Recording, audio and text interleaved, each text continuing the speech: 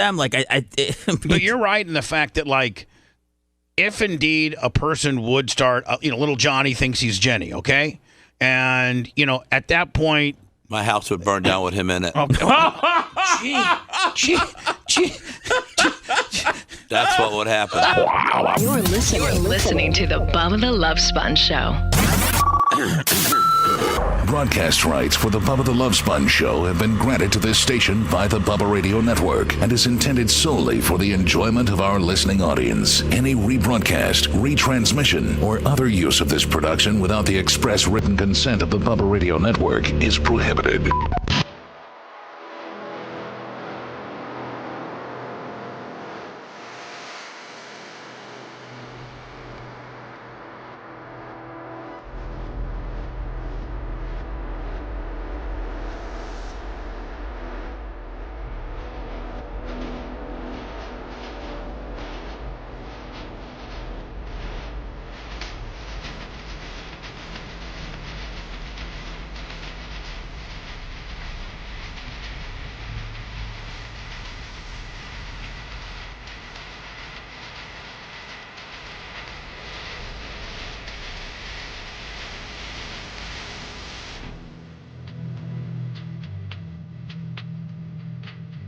Hold on. Oh, wait.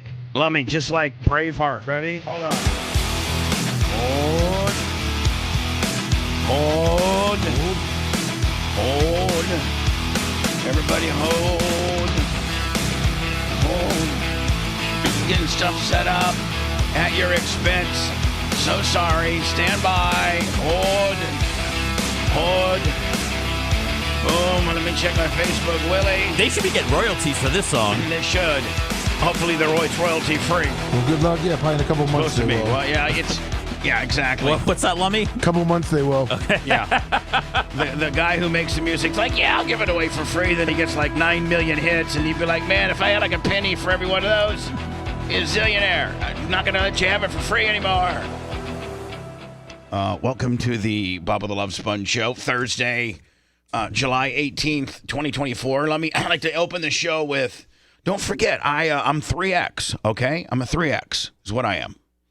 I'm yearning to be a 2X. In fact, I think there's a screen name that says Bubba's yearned, Bubba dreams of being 2X. Bubba dreams of being 2X.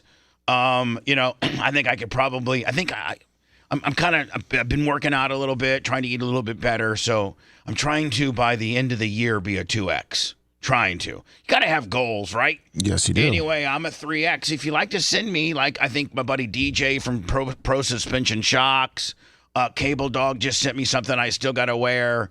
I think just some of the listeners. You're willing to be a billboard for a free shirt? Well, yeah.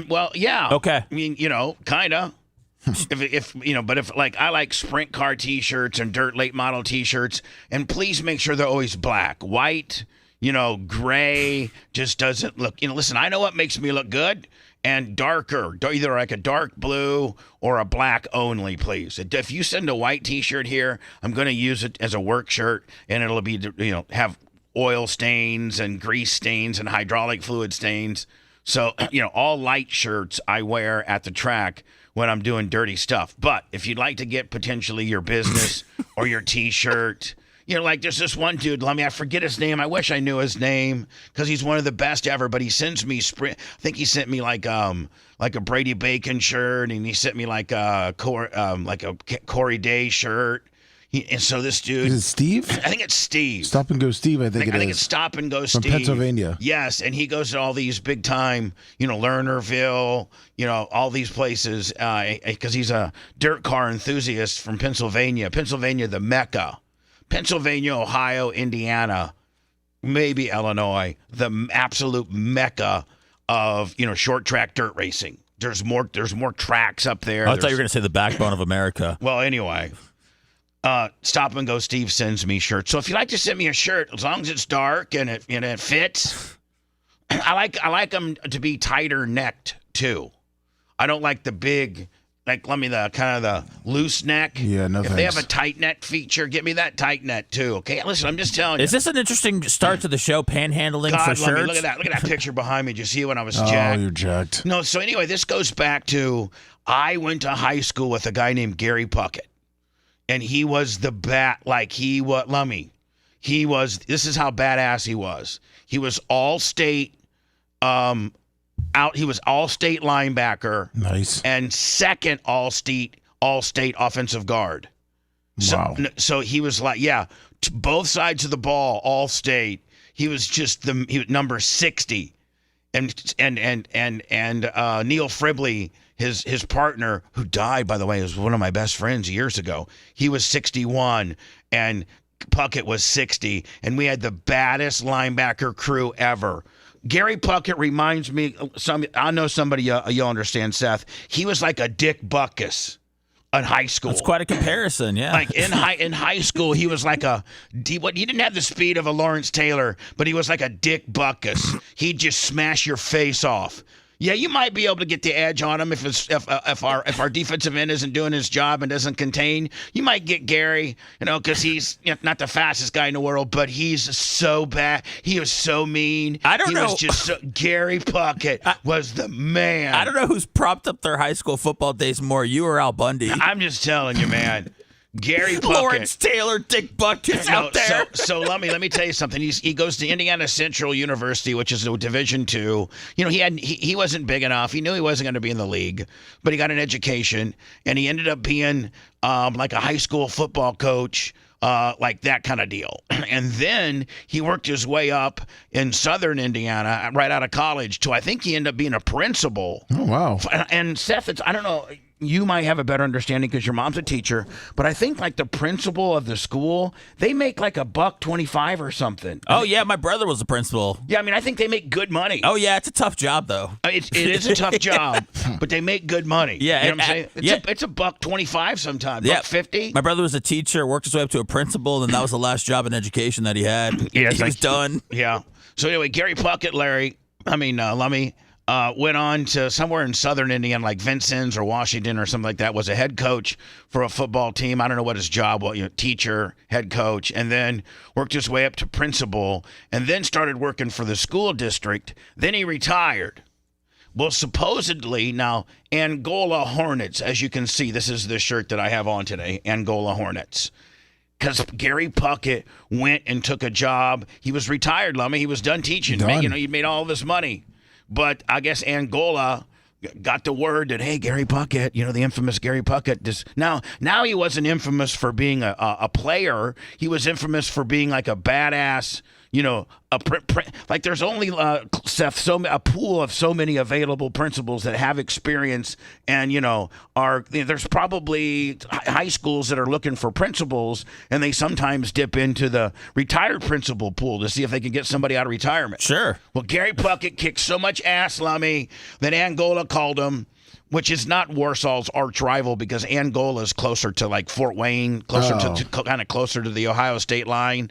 And so anyway, listen, I hadn't seen Gary since like 1984. Wow. Yeah. Like Wait, and this is who you got the shirt from? Yes, listen, I hadn't seen Gary since 1984, okay? And so even because he moved out of Warsaw and, I just never saw him again. Well, last year's alumni game, him and his wife, which, by the way, her name was Trish. I forget what her last name. Trish Woodruff. And she was like the hottest. She was a cheerleader. Prom queen. I mean, it's the all-American, deal. Yeah, perfect Indiana story. I was born in a small town. Yeah. And I live in a small town. Gonna die in this small town. Small towns, like whatever. So this guy gave you a shirt, pretty much. So I saw Gary, and Trisha was like, she was a cheerleader, and her and Gary were high school sweethearts, and they stayed together all through college. I don't even think she went to the same college, but they still stayed together. They got married. They had like a couple kids. I think both of their kids are either in college or just got out. They're still together after 38, 40 years. Hell, I don't know. And I saw Gary and Trisha at last year's alumni game. because he decided to fight, because he's now in Angola, and that's not so far from Warsaw. So I get to talking with him, like, what are you doing now, Gary? And he's like, well, I retired now. Then I came out of retirement. I'm a principal in Angola. Well, then, Lummy, I told him about the show, and he stumbled upon it one day, like through Facebook or whatever. He just, just found it. He found the show. Nice. And became a daily listener, watcher, if you will, and sent me this Angola Hornet shirt, knowing that I like to, wear goofy shirts sometimes. And so this is for you, Gary Puckett, in a very long-winded type way. Whew. Thank you so much. Gary Puckett would have taken your head off. I don't know about just that. telling you, man. You want to be impressed with Macho Man said he did 110 dumbbells on incline chest yesterday. Jesus. He wanted me to let you know if you want to be impressed. His microphone's on. Hey, wait. He told me the other day he sent you a video to post on social, and he said you never posted it. It was about the birthday. He never told me to post it. Anyway, he said he looked really good. Will you send it to me? Yes. I just want it for my personal. We're trying. Listen, I want to meet with Gary. I want to meet with Rhett. I want to meet with everybody, and so that we all have. I think the only remaining password you guys need is Facebook. So I need to give you all the Facebook information so that when you guys post, man, we post, right on down the line.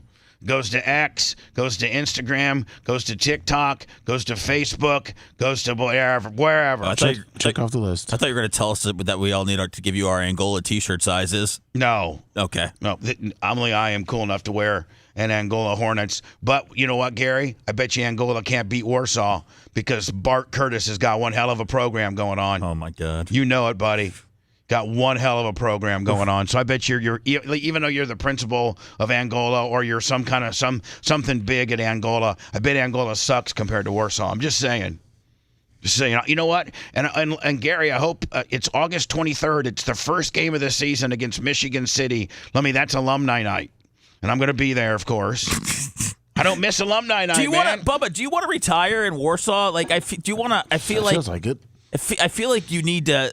No, but I'd like to have... You know what? I'd like to have a summer home in Warsaw where I could go up and spend like a month or maybe even just like an Airbnb. Do the show from there? If I could just get the show to the next level financial-wise, where I could take, 2 weeks off at a time and our business not suffer. So like when we're on the air now, we just, But you'd be so bored. You'd want to do. It wouldn't hurt you to do 4 hours a day if you were. Maybe what we could do is if we could line up where, I know that I've always fought this. But what if you guys came to the studio and zoomed me in, and Macho Man, I flew him to Warsaw one weekend, and he put together a little, mini, like Stein just has like a desk and a backdrop. Really, all you need is a desk and a green screen.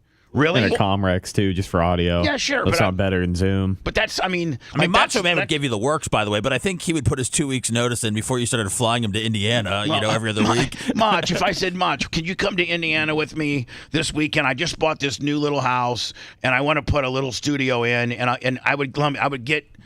Better bring a shake weight, man. But Mach...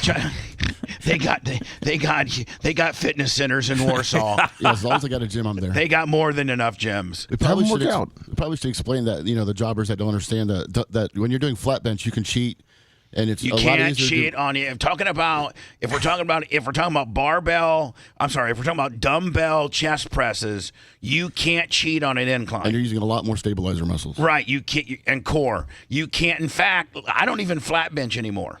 All I do is incline. Flat bench is, you can get you through flies and through the pec deck. You can build the same muscles that you do on bench press that you can on machine without putting all the added stress on your wrists and your elbow. Bench presses, Macho Man, are horrible for your elbows. Yeah, that's why they wrap them so much when they do the competition. All the big guys do dumbbells.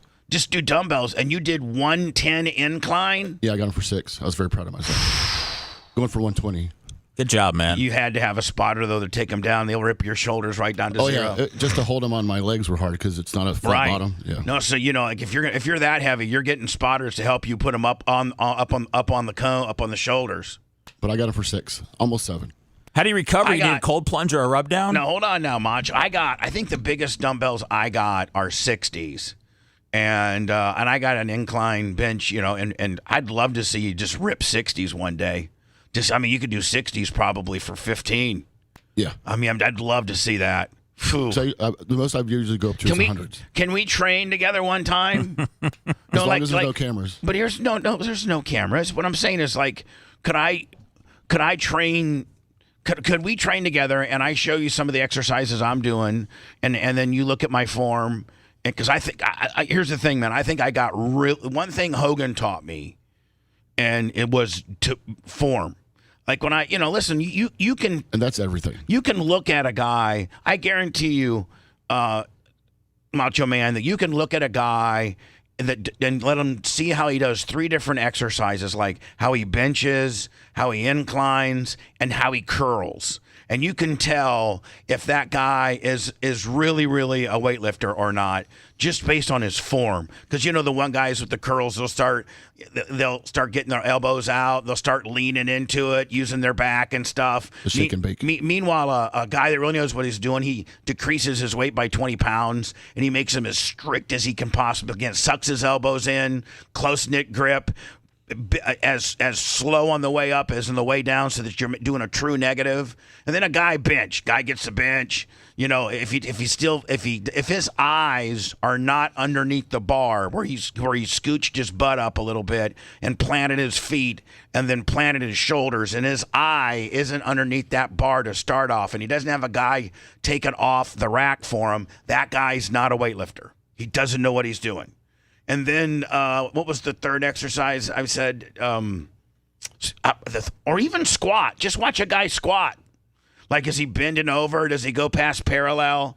But you can spin. Can you not look at a guy, Macho Man, and 5 minutes tell him, say whether he may have a dad bod and stuff, but at least he knows the right form and he's doing it correctly. There's so many people at the gym that just have the craziest, outlandish techniques that are just probably hurting themselves more than they're helping. Well, yeah, Instagram promotes a lot of bad stuff. So I'm constantly reporting it as false information. You know what I hate? I hate is when you get this guy on the leg press. Now, really, in order to do the leg press, like and they put like 2,000 pounds on it and have like 2 girls sitting on the whole machine, and the guy goes and he's got his knees wrapped and everything, and he literally goes like 6 inches. And then racks it and everybody goes crazy. When really, man, if you just put less weight on and you absolutely go so that your legs cannot go down any further, your legs stop the movement, not yourself, then you know how to do a leg press. Or a guy that puts a bunch on a squat, like he'll have 800 on a squat rack, and he'll go and just basically do a calf raise, and everybody flips out. So, hey, Mach, I'd like for you to see my form, see the exercises that I do, and see if I'm doing them right. But Hogan taught me some really good forms. I'll just tell you that right now. Sounds like fun. Seth, you probably don't know how to lift weights correctly. No. Machines are good for you. Yeah, I like machines. Because you can't mess up the machine. It's like push and push. Right. Lummy, were you ever big into weights? Yeah, a lot. I used to do it all the time. What was your best? 20s. What was your best bench? And I'm not talking about raise your ass, bump it. I'm talking about a gym bench. That is, you literally, listen, when we maxed out, we literally had to take it off the rack and then take it down to our chest, right at our nipples or so, pause it, and then the guy said lift. So you pause it, then they go lift, and then you go and you get it in a uniformly, not wiggly waggly, where one arm locks out and the other one's trailing. Like, it has to be pretty synchronized up. What was my best bench ever? You guys are gonna probably think I'm a big fat liar, but I'm not. I'm built for benching, barrel chested and small, and I'm built. Now I can't deadlift worth of crap because my arms are so short, but bitch, I can bench. My best bench was 565 was my best bench. Well, I'm not built for benching, but we didn't max out because it was when that was when I was in college and on roids though, and I wasn't even on I wasn't even on a football team. I was just a flunk out freshman at Indiana State. So I wasn't that wasn't my most I ever did while playing. I'm in the 300-pound club at Warsaw High School. That's a 300-pound I did like 340 in high school. But Lummy, I was the only guy. There's probably some now that was both in the 300-pound incline club and the 300-pound bench club. That's pretty good. I'm sure the kids nowadays, man, I bet you there's some 4s now. Oh, probably. Have you seen pictures of the seniors at IMG Academy? No. I mean, if you consider those guys high school. No, they're not. They're not high school. No, they're like That's they're college light. That's Yeah, what that is. exactly. That's college light, man. I mean, Jesus, they go IMG, which is located just south of Tampa in a small little town, Bradenton. And it was the IMG Academy, and it was just for tennis players. And this guy named, I don't know if it was somebody Bodwinkle, or I don't know what the hell that guy's name was. I don't know what his name was. But he started it, and he would just he was like a really, really, really famous tennis instructor. And Andre Agassi got sent to, and he'd have an academy where you would ship your kid off, and they would literally have like this makeshift day school.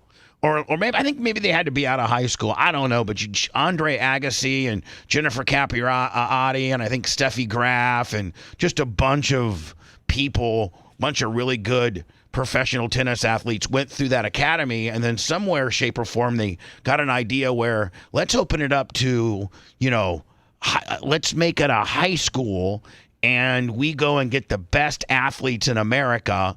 They live here. We feed them the whole 9 yards. And we have this super team. So, they go in and find, the 3 best quarterbacks in the country. And this is, out of middle school. They're finding, they're recruiting 7th and 8th graders. Yeah, it was I think they started football in 2010. Their next thing after tennis was golf, and then they started adding more soccer, baseball. Yeah. Well, what's their football team? I mean, I think their starting line is 6'5", 300. They Yeah, took pretty much. We had a 5-star prospect who I played with at our school, and they took him. He was 6'4", 280. 6'4", 280. What offense or defensive line? He was a defensive end. He was right around 240, 250 when he was playing for us. That's premium DE size. Yeah, well, they bumped him inside. You don't want your DE too big because he's not fast. Well, he went to IMG. They threw about 30 pounds on him, and he switched to defensive tackle. So now he's he ended DT. up on signing day. He went from a 5-star prospect to a 4-star, but on signing day, he verbally committed to Florida, and then 2 hours later, verbally decommitted from Florida, committed to Florida State, and then 2 days after that, story comes out that his grades weren't good enough, so he had to go to JUCO. And then 2019, he got busted in a human trafficking sting around here. What? Yeah. It was a prostitution sting. He was just getting some ass. And they try to call it now, listen, there is legitimate human trafficking. There is, and it's a problem. And we need to we need to stop it. This is where, people are getting young girls from Mexico and literally enslaving them where they can't, you're throwing them in the basement, Lummy. And then you have, guys come over and blast them. Yeah. And there's legitimate people doing that, and they should literally be killed. They should get the death penalty. But they'll also loop in human trafficking with Sally, who got a hotel room down over by the fairgrounds, Lummy, and she puts up on whatever website she puts up on that she's if you like to come get a girlfriend experience for $200. Come on over. Well, remember, what was it, Craigslist with the roses? Right. 250 roses. 250 roses, and you can have a girlfriend experience. So there's a little bit of that, but what they do now is the cops are the girl. So there is no Sally. There is no Sally, 24 years old, and sometimes they'll even find the hottest picture. It's obviously clip art. Yeah. And they'll be like, Sally, 24, can host near the Hard Rock. Have you ever seen 200 roses for a girlfriend experience? Have you seen that South Park episode where they do the prostitution sting? Yes, I do. The local police department. Yeah, that's so worth watching. Oh, and then Lummy, you go there, you text her, she texts you back. And then you go there, and she opens the door, and 5 big-ass Chad Gearys jump on top of you. And now you were just trying. Listen, I was just trying to get some ass. I don't know this woman. I'm not trafficking her. If anything, she's trafficking me. So the bust that happened was in Town and Country. It was Hillsborough County sting operation targeting men soliciting prostitutes. They arrested 8 men, including Shavar Manuel, 22 years old. In 2016, Manuel, who attended IMG, committed to play for FSU before an academic issue disqualified him. So this is before the portal. So this, I thought. Yeah, this is 2019. I thought this was portal stuff where he was like, Florida said we'll give you $1 million, and Florida State said we'll give you $3 million, and then the whole deal got blown up because you're stupid. No, it was signing day. It was signing day. I'm pretty sure he knew his grades weren't going to cut it, so he just did it for the publicity. Like, there's no other reason he did it at that time. He didn't. You get busted for a human trafficking deal, even though you're just trying to get some ass. You probably aren't going to make it in the. No other colleges are going to take you, and you're not good enough to make the jump from never playing college to high school. I'm sorry, to college. So you're done. According to the sheriff's office, at the time of his arrest, he had a young child in the back seat of his car. In addition to the solicitation charge, he was charged with contributing to the delinquency of a minor. They took the child into custody. Was he giving the kid hits, or was he? Did he have beer in the kid's bottle? Bought the hooker for the kid. I have no idea. They said young child. Man, that guy's done. Yeah. So anyway, Babyface can't be here today. I knew about it. He had told me they had something. Obviously he's a full blown lawyer, so sometimes that requires them to have, court starts I think at 8:00. So sometimes Brian at 8:15 or 8:30 might have something in front of a judge or something like that, or a deposition. No, this sounds made up, Bubba. So you listen. Deep down he loves being on the air as much as Dan does. He just can just temper his excitement a little bit better.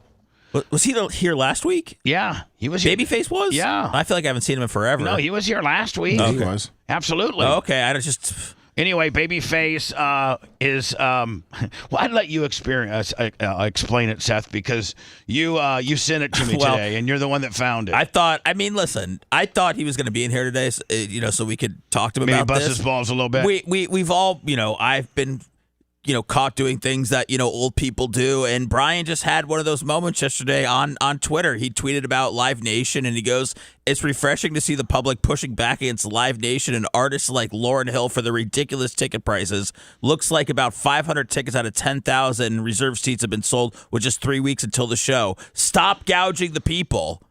And then Gary Cantrell replied. So then, Matroni kept going. And Matroni said, "We need to band together and boycott these venues and shows and bring about meaningful change to the industry that has been preying on us."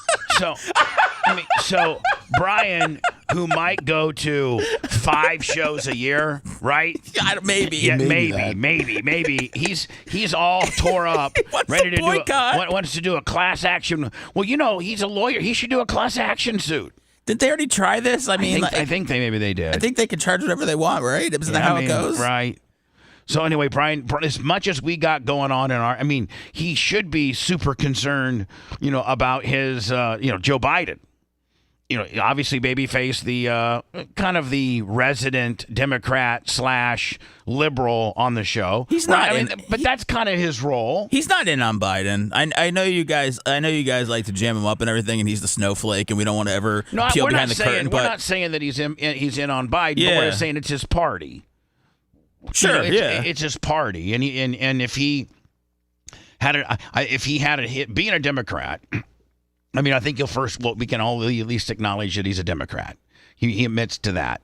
But, being a Democrat, he has to be just as mad on the Joe Biden situation as, listen, most Democrats that I know, and I'm not trying to get political here, I'm just giving you my information I hear. Most Democrats that I know are disgusted with Joe Biden.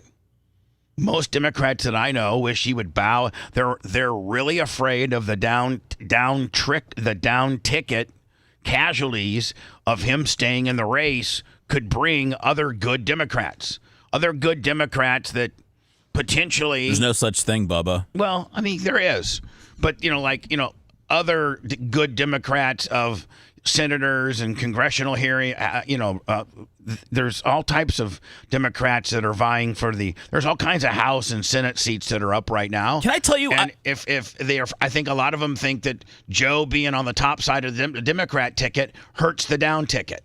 Go ahead, Seth. I'll indulge you in some political talk. I don't know. I think I would just take a guess to say that there's not really a lot of Democrats out there because everybody's trying to prop up Gavin Newsom. I don't know of anybody that says they like Gavin Newsom or anything that he's all about, but he's just young, so he just all of a sudden gets elevated to being possibly the next guy.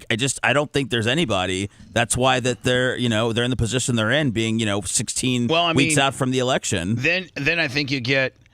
I mean, there's all kinds of meetings, and it's the majority. I'm going to have a huge talk break about. There's like 5 or 6 different stories of different Democrats asking Biden to step down, and then Biden supposedly yesterday said something to do with maybe they're laying the groundwork where he would never see himself bowing out of the race unless it was a medical issue. So maybe they're laying, if indeed that did come from Joe Biden, I saw it as part of a story. I'm going to cover it here in a minute. But if indeed he did say that, if Joe Biden said that, then one would think, or I think one could possibly have the opinion that they're laying the groundwork to do something at the convention that involves him not being the president. Well, now, whether that's Kamala. Well, push him off stage? No. I mean, if he's saying health issues could knock him out, then to me, I think, Lummy, it went from 3 or 4 days ago. I'm staying in. There's not a chance in hell that I'm leaving. He had interviews with George Snoopolopoulos and Lester Holt, all very adamantly and very sternly saying, I'm staying in. He's going to all of his rallies saying, I'm staying in. Now, all of a sudden, as of yesterday, there's a potential, I could maybe step aside if I had a health issue. Well, like I said yesterday, California was going to be a big one to probably go against them, and he was supposed to go to California this weekend, and Adam Schiff and Nancy Pelosi and all them kind of already said that they want him to step down. Yeah. And he canceled his California trip because he has COVID now. Right. Well, hold on. They say he has COVID. I know. I'm just now does Trump speak tonight or tomorrow night? I believe tonight. Tonight. Is tonight the wrap up of the RNC? I'm pretty sure, yeah. Yeah, I think it's Monday through Thursday. Yeah. And like on Monday they had like that rapper on there, and it's just like a music festival. The earlier the day, like Monday and Tuesday, the lesser the star. I heard they were playing the Forgiato Blows, a Trump Baby song. I heard that too. Yeah. And I heard it was before DeSantis. Before DeSantis came on, they played the Trump Baby. So that's kind of cool, isn't it? Yeah. I mean, congratulations for Forgiato Blow. I mean, you got one of your songs played at the Republican National Convention as an intro song to our current governor, and who was at one time probably a pretty strong candidate for president. That's kind of cool. Congratulations. Man, isn't that cool? Yeah. I wonder if... it's got to help him out a little bit. Yeah, I mean, it's not that he needs the help. When I return, I'm going to get into Caitlin Clark. Whew. Did you see that? It was at 19 assists. Yeah. Isn't that pretty? I mean, a chick that can go in and throw in 30, but she can also get you 19 assists. It's impressive her teammates were able to catch the ball. Yeah, they're finally learning her timing. Early on, man, they just had never been. Early on, in the Indiana Fever, they lead the league in turnovers because the majority of the time, the other people on the team of the Indiana Fever, she's one step ahead of everybody else. That's exactly right. She's a step ahead, so she's throwing that ball where she assumes you're supposed to be, and you're not there because you just don't know her style yet. Well, they're cutting down on that. And I mean, man, she lays in. I mean, she's got the passing skills of like Magic. Remember, Magic and Larry were both good passers. Larry was underrated for a passer. Yeah, he really was. But Magic was a hell of a passer. He was. She's got the pass. I mean, that's what scores assist is passing. Creative. Knowing the floor, who's open, very much knowing the game, the assist. That's where how an assist is generated. Just really good passing, anticipation, knowing your teammates, getting better to know them, and then having the foresight of knowing the floor and where the opposing team may or may not go. I mean, you're deciphering a lot of information while you're making some of those crazy bounce passes in between people. You know what? I think I got some highlights of Caitlin. Oh, perfect. God, have you seen myself? I find myself talking more about Caitlin Clark than anybody else in the NBA.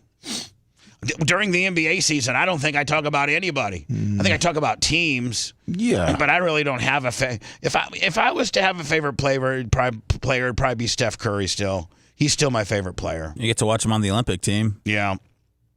That's going to be sexy. It is going to be sexy. Are they going to be as dominant as like the 92 team? Yeah. Yeah. The 92 team? I mean, with Larry and Magic. Don't BS. Hold on, listen to this. Larry, Magic, Jordan. Michael Jordan, I don't know who they Karl had. Malone. Karl Malone. Patrick Ewing, David Robinson. Charles Barkley, Patrick Ewing. John Stockton. David Robinson. Chris Mullen. Christian Laettner. And Christian Laettner. Clyde the Glide, too. Clyde Drexler. Yeah. I mean, I don't know if this has got Steph, LeBron, Kevin Durant, Joel Embiid, Anthony Edwards, who's next up. It's comparable. Nothing's ever gonna be on the level of when you got Jordan, Bird, and Magic. Nothing. Man. But these guys are gonna crush, Angola just like the the '92 Dream Team did. God, let's just say that again. Say that again. Magic, Larry, and Michael. Oh my God! I think we left out Scottie Pippen too. Sure did. Yeah, but I'm sorry, it's all-time greatness, like all-time greatness. Yeah, no, if that's a trio. If you say those, well, no, you gotta consider. I mean, if you're talking about all-time greatness, you got to throw in LeBron, and then you got to probably throw in Kobe too. I mean, if you're talking about right, yeah, for sure. Kobe had what, 6 championships? I don't know if it was that many. Maybe 4? Yeah, something like that. And maybe Shaq. Maybe Shaq. Maybe Shaq's in that conversation. He was dominant. Of the greatest of all time. Anyway, greatest big men. Yeah. But then I think with Shaq, I don't know if he makes the greatest of all time, but you can certainly consider him one of the top 4 big men. Well, they did think about it, though. There were some good if you look at the big man category, man, that's a pretty crowded space it starts with Wilt Chamberlain, and Akeem Jabbar. Abdul Jabbar. Oh, yeah. Was that Lou Alcindor before he changed his name? Yeah, Kareem Abdul-Jabbar. Okay, so Kareem Abdul-Jabbar.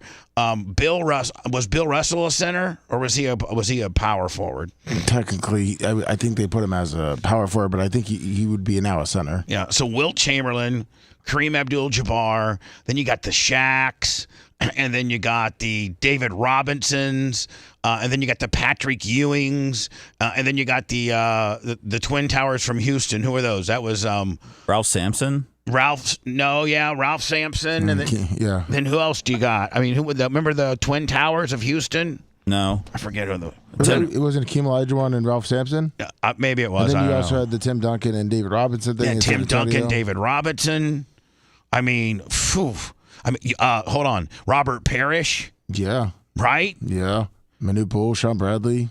Well, hold on. Now you're jumping the shark. Want to listen to the show on demand and on the go? Enlist today at BubbaArmyHQ.com. Sign up and start listening. The Bubba the Love Sponge show will be back after this.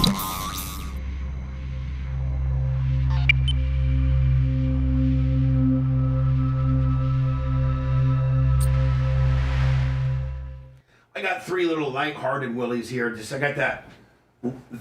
This is what I got, Seth. I figured it kind of keeps us off politics. I got the Caitlin Clark deal. I got this fucking dude who caught like a dinosaur. Like, I was going to ask Lummy, what the fuck? Just that. And then I got the little guy knocking out the big motherfucker. Oh, yeah. That's so good shit. Then probably a break and tease with all the Biden hate. Just all these. Stein has to move till tomorrow. He's stuck in Vegas, he said. Why can't he call us? I know, that's what just on the phone. I'm asking him now. Ask him if you can call us on the phone. Okay. And tell him, act like just like he's totally disheveled, just whatever. Who's disheveled?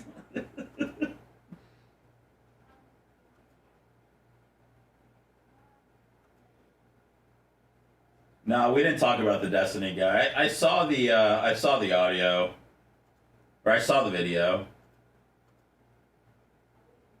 I didn't know Piers Morgan did an uncensored show.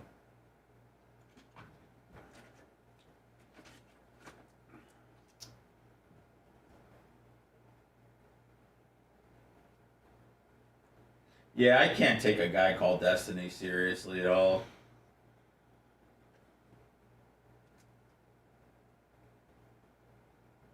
What up, Grouper? What up, Storage Shed?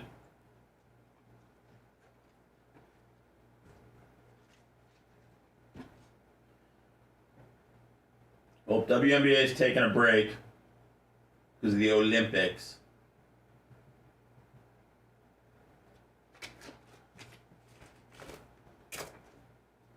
You got it, Johnny.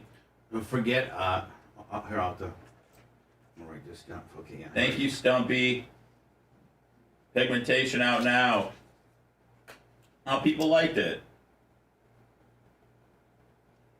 I took out the boring shit. Kelly can work out. Destiny is not. There's a lot of. There's guys named Kim. Like, Destiny is completely. You can't spin a Destiny into a guy's name. I got no issue with guy, girls, them, they, whatever, man. But I can't take you seriously in a debate. I don't even know if that's his real name. What's up, Nick? Thanks, Wayne. It's all Lasker. What up, Quicker Ticker? Thanks, Todd. Lummy. Oh, yeah. This one was a little bit longer. I think it was 40, maybe 50 minutes. Better too short than too long. If it was too long, you guys would be over that shit. Right. I like that. Yeah, stop listening and never come back.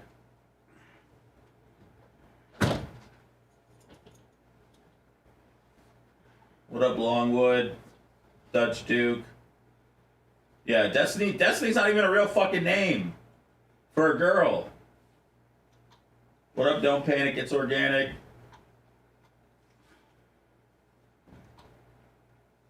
Yeah, the podcast. I think you guys are definitely. Thank you, Timothy. You guys are definitely listening to more podcasts. We're trending good this month. I think once we get that Women of the BRN in there, give us a nice little pop.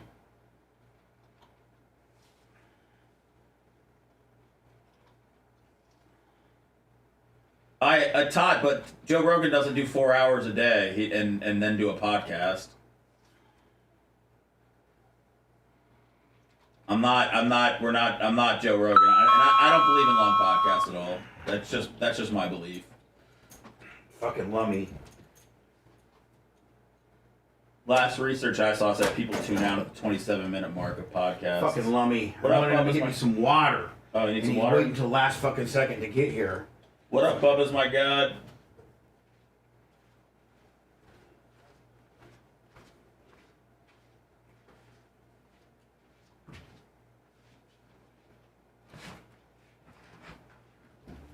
Lummy. Yes, sir.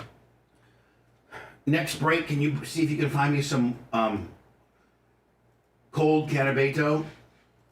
Yes, sir. I have a room temperature one right here. No. She's not going to be on the next one, Wayne.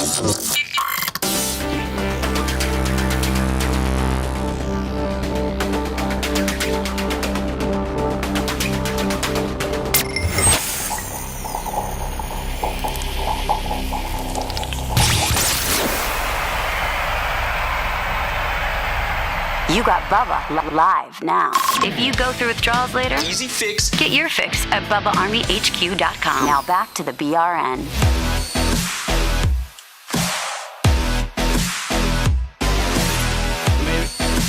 I think the merch crick is upstairs. In her in her night watchman peak. She can see everything from there.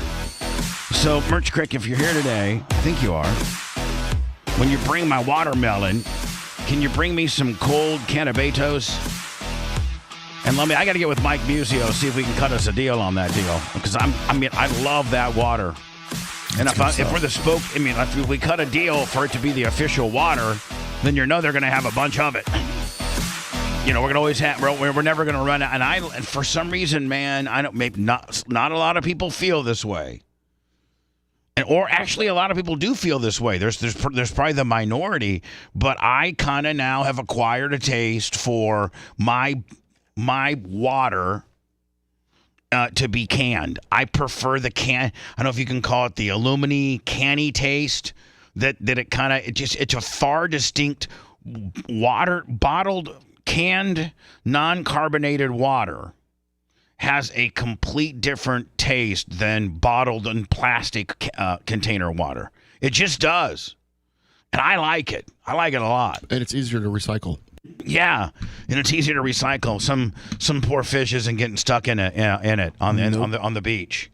It's far better for the environment. But my God, I really love the taste, and I know. Oh, what's that, buddy? I said, let me know what we're bought and paid for. What do you mean? I'll switch what I drink. No, buddy, you can still drink your Coors. Oh, hell no! I'm not asking anybody to switch. What are you talking about? I'm just saying, I would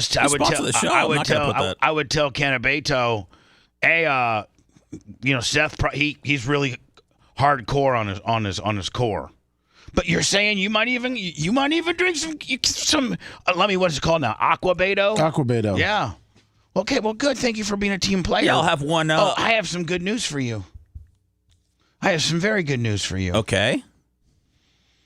I got a call from my good friend Caesar yesterday, that runs Rubber City. Yeah. Rubber City.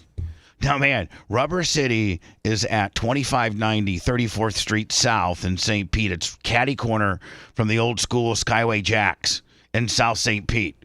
And it looks like, and Caesar's, I think Caesar and his wife Leslie own it, and both of their sons work there now. And it's like one of the last mom and pop. It's been there 20, 25, maybe 30 years. And it was just an old school gas station, Lummy, back in the day that had like the little part where you'd pay, and then the left would be the two or three service bays, and then they had an island out front with two gas pumps. That's what it was like back in the 70s. And Caesar tore all the gas station part of it and made it into a repair shop. And it's one of the last like mom and pop repair shops where you're paying like half the labor of the dealerships. But you can go in there and they have all the diagnostic equipment. By the way, they have, they also specialize in carrying like really, kind of cool wheels, like some 23s. They also got a selection of all that, but that's not their main business. Their main business is just fixing your car. And, what would cost you, I don't know, maybe you got like a transmission rebuild or something like that on your Ford, on your Ford Hemi. Seth, you take it to the Ford dealership. Right. It's probably $3,600. You take it to Caesar's and it's probably $1,800. Because Caesar's, like, I think his technicians are half the price of what you're paying labor at the dealership. And they have all the diagnostic stuff, they got a whole big thing in the back. They've had to add on. They've gotten so much business that their three little bays can't handle it anymore. And I think Caesar added like 6 bays in the back. But they do your tire. Like if you need tires or you need wheels or you need a oil change or you need a transmission flush or your car's not running correctly and the engine light's on and, your car's just broken. Like a lot of people, your car just gets break. Or like, Seth, like you're becoming more of a man and you saw that your tires are getting bald and you like, as a responsible dad. Well, I don't know what bald tires look like, but Jay told me that Terry told him that I needed new tires. Okay, I'm sorry. And Terry, I thought you actually diagnosed your own tire issue. No, when they took that whatever nail out of my tire, they said that Jay said I need them really bad. Okay, so anyway, you've been told by a professional that you need new tires. Right. So we talked about that on the air yesterday. And Caesar calls me up and says, hey, have Seth bring it down after the show. Because Caesar listens on, is it 98.3 over in Pinellas? Yes, sir. Yeah. He listens to it and he says he can get crystal clear. almost all of Pinellas. You can listen to us on 98.3 on an FM, and almost the entire like if you're in St. Pete, man, it's blowtorching. Where's the actual transmitter at, Mach? In Starkey, off of Almerton. So that's and like Starkey. that's right in the middle. That's it's like at right in the 600 middle, feet, too. right in the middle of the county. Full county coverage, ladies and gentlemen. Number one in Pinellas, 98.3. So anyway, Caesar listens to us on 98.3, and he was driving to work he was driving to his business, and heard that Soy Boy over there needed new tires. So he called me up and said, "Hey, listen, have Seth come in Friday after the show. I got a free set for him. Oh, Brand new. Oh, I don't know, whatever they are. But there, he says, yeah, no problem. For real? Yep. For real. Balanced, Wow. balanced, new air, just, balanced, rotated, whole 9 yards, brand new tires. Man, So there you go, buddy. that's I appreciate that. Yeah. Thank you. Thank you, Caesar. Thank you so I mean, much. thanks for getting. Yeah, thank you, Caesar, and thanks for setting that up. No problem. I'm glad. You know what? We're just taking care of each other. Yeah, no, I mean it's Rhett, honest to God, like if your tires started, I know you're probably a little mechanically inclined, a little more so mechanically inclined than Seth, but and you're always having car issues.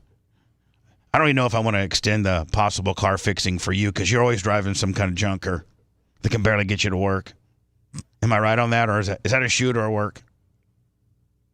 No, he's not talking to me. He's in the archives. Oh yeah, exactly. Actually, he's under the car right now fixing it. He's actually under the car fixing the deal. But anybody, man, anybody part of the family, if you got some type of issue, tell me about it. I might have a hookup. and I might be able to get do it. Save us all some money.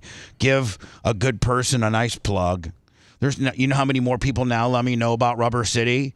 Like if you're in Pinellas County and you don't want to go, and you got an F-150 and you don't necessarily want to go to the Ford dealership because labor's like, well, I mean, Macho Man, you have been to a Ford dealership recently, and what is the per hour labor charge?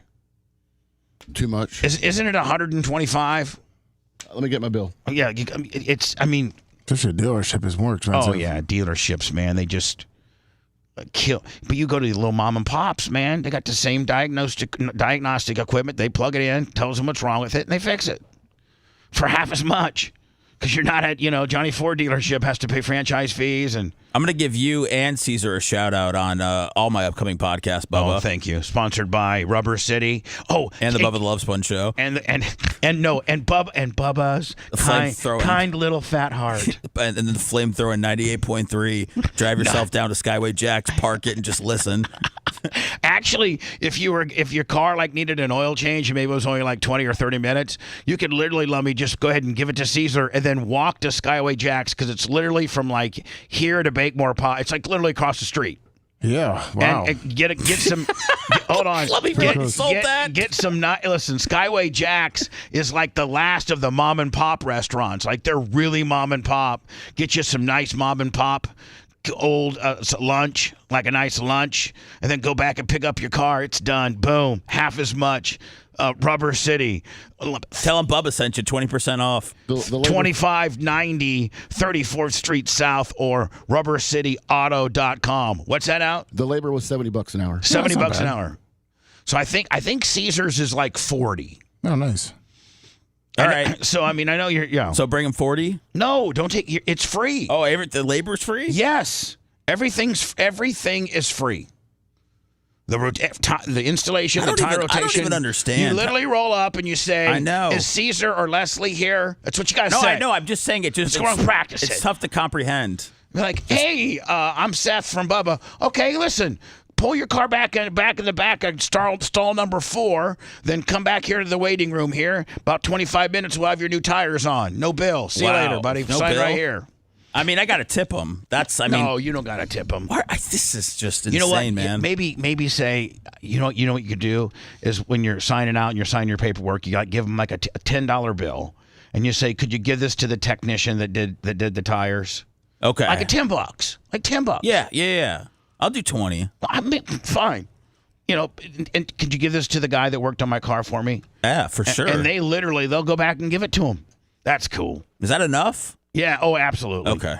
Because Caesar's trying to do it as a nice gesture anyway. He doesn't even he doesn't even expect nobody even. I don't think I've ever tipped my car mechanic. My guy's Terry, and I think I've tipped Rick before. I have tipped Rick before too. I think. What a game! Here's Kate. Is this the record-setting 19th one? Yeah. Okay. Caitlin decided not to shoot. Mitchell will hits the. And then let me classic basketball, mentality 101. Drive to the paint, suck everybody in defensively, and then throw to the outlet. Like just really good basketball IQ. Yeah.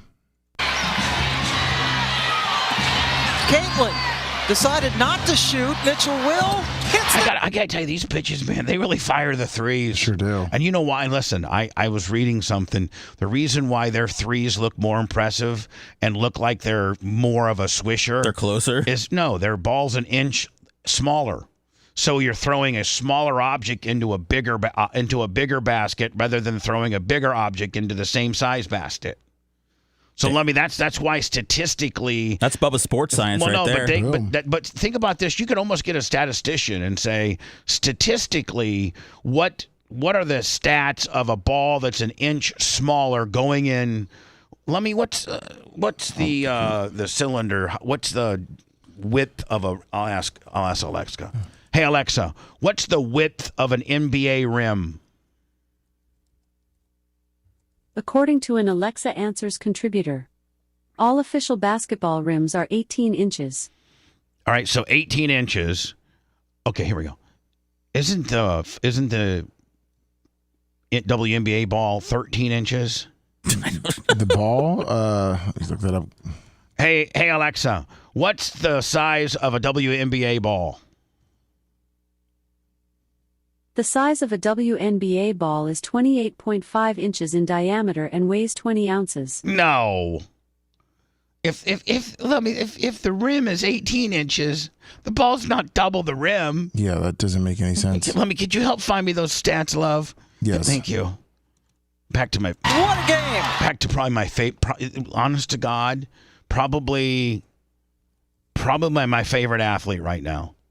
Well, no, Jordan Love would be my favorite athlete right now. but Caitlin Clark's number 2. Suck him in, Larry Bird it out. Boom. Caitlin 3. decided not to shoot. Mitchell will hits the 3. Oh my goodness! We're tied again. What a game! Hey Seth, I know I got some information that's going to impress you. Guess who I spoke with yesterday? And Dion. No, not quite that star power.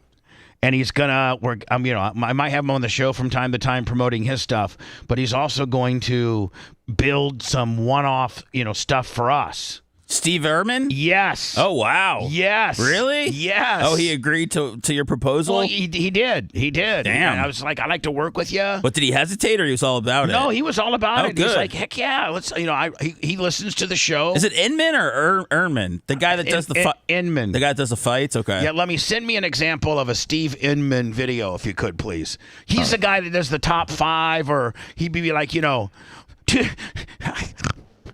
like, I don't know, 2 bushel Larry gets off the pump. Next thing you know, Leon Speaks Jr. comes in and tries to grab the pump. It looks like there's fire in Panama. Like, he does all the. He's like the Chris Berman of play-by-play. Yeah. For fights. Street fights. In all of social media, Instagram, TikTok, Facebook, huge on Twitter. Like his stuff, I think he has like over 3.5 million followers or something like that. I think he has 1 million plus, 1.2 million on Twitter. On Twitter, yes. And I know his Facebook is pretty large. I know that he's got great distribution. Can you send me a? I sent you one of his Twitters real quick. Okay, because I was on it. Well, I'll try to find you a fight one. And everybody has seen Steve's stuff. Everybody, as soon as you hear his voice, let me get it back here. As soon as you hear his voice, you're gonna know. Oh, I've heard this guy. I just didn't know what his name was. His name is Steve Inman. Follow him on Twitter or wherever at Steve Inman. Is it UIC? Yeah. Steve, and the Inman is INMAN. UIC. Steve Inman UIC. Follow him. These are his kind of videos. These are the videos that he does. I know you've seen them before. Crazies roaming the streets, slapping random kids. This person, place, or thing is about to take a Sparta kick to the testicles, and it is all over a kick to the dome for good measure. It's just a shame this man has to beat down this person, place, or thing because there's plenty of room for 5 more to get in on the action. We live in a world where you have to be aware of your surroundings more than ever, and it's a terrible shame that idiots like this continue to roam the streets, but booyah, heroes do exist. Takes a Sparta kick to the chesticles. This is the least that this person, place, or thing deserves. Harming an innocent child and you're asking for mercy. Booyah, takes another shot to the dome and ice factory. I mean, call me stupid, but I'm a big Steve Inman fan. I really am. And we connected via DM on Twitter, and little did I found, I even showed Seth. He didn't necessarily believe me, but Steve Inman was like, man, back in the early 2000s when you were like the big shock jock syndicated back in the day, 2010. I was in Bakersfield, California, working at some stupid ass radio station. And all of us guys used to, listen to your show and wish that we had it like you. Nice. And now I'm looking and wish I had it like him. Isn't that amazing how stuff flip flops? When I was the man and he was yearning to be me, now I yearn to be him. Good work, my friend. That's from hard work and busting your ass and not giving up and finding a niche and being good at it and grinding and busting your ass. Being placed under arrest after a robbery took place at this convenience store. Conveniently, cops are nearby knowing that these robberies have been taking place. And, of course, leave it to Chaz to throw that suspicion out the window. Now going for a jog in the park, and it appears he's about to get lit up with a little bit of that Edison. I mean... Rhett and I mean, there's a lot of production and stuff involved in this sort of things. And I mean, he's probably sitting behind a screen 8 hours a day to make this stuff, isn't he? I mean, I don't know how long, but yeah, I mean he's cranking this stuff. He's got to out. write it too. I mean, he's got to write what he says. He's got to write it. He's got to find the right music. He puts a lot out every day. Medicine, and my God, does it great with the cops theme. Impression of Benjamin Franklin's kite getting struck by some Zeus juice as we take a look at the replay. I love some of his nicknames. An idiot. To even think that you had a 1% chance of getting away was just absolute stupidity as you turn your back down the Price is Right stuff and end up taking a dose of that Edison medicine and kissing the concrete while doing the jitterbug, making this video go viral for all the wrong reasons.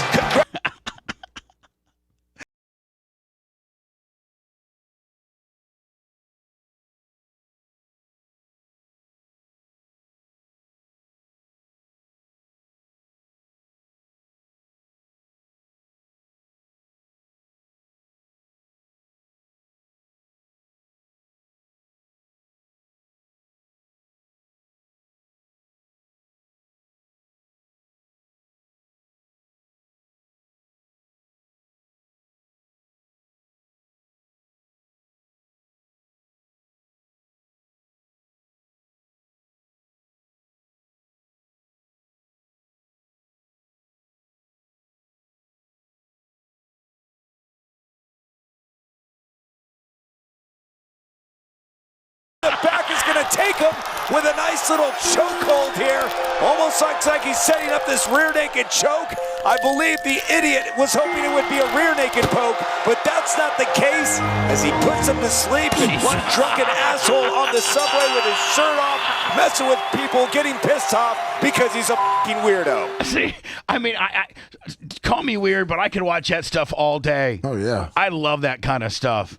Anyway, Steve, thank you for your great great texting exchange yesterday, and I look forward to doing some stuff with you. And I am honored, absolutely honored to know that you even know who I am and you admire my work. Like that's just That just, I mean, Seth, have you ever experienced that where you're like, somebody kind of important and popular like listens to your show? Like that's kind of cool. Not there yet, Bubba. Really? Maybe I need to be on the air a little bit longer. Like or when maybe that person just needs to contact me. Probably one of the greatest. Let me see if you can find me the Joe Rogan part where he was like, man, I listened to Bubba, and I one time missed a meeting. I was 15 minutes late for a meeting because I couldn't stop listening to the radio. Rudy, Cash App 30. When Joe Rogan says that, man, I mean, come on. Oh, yeah, that's major. It kind of makes you the man.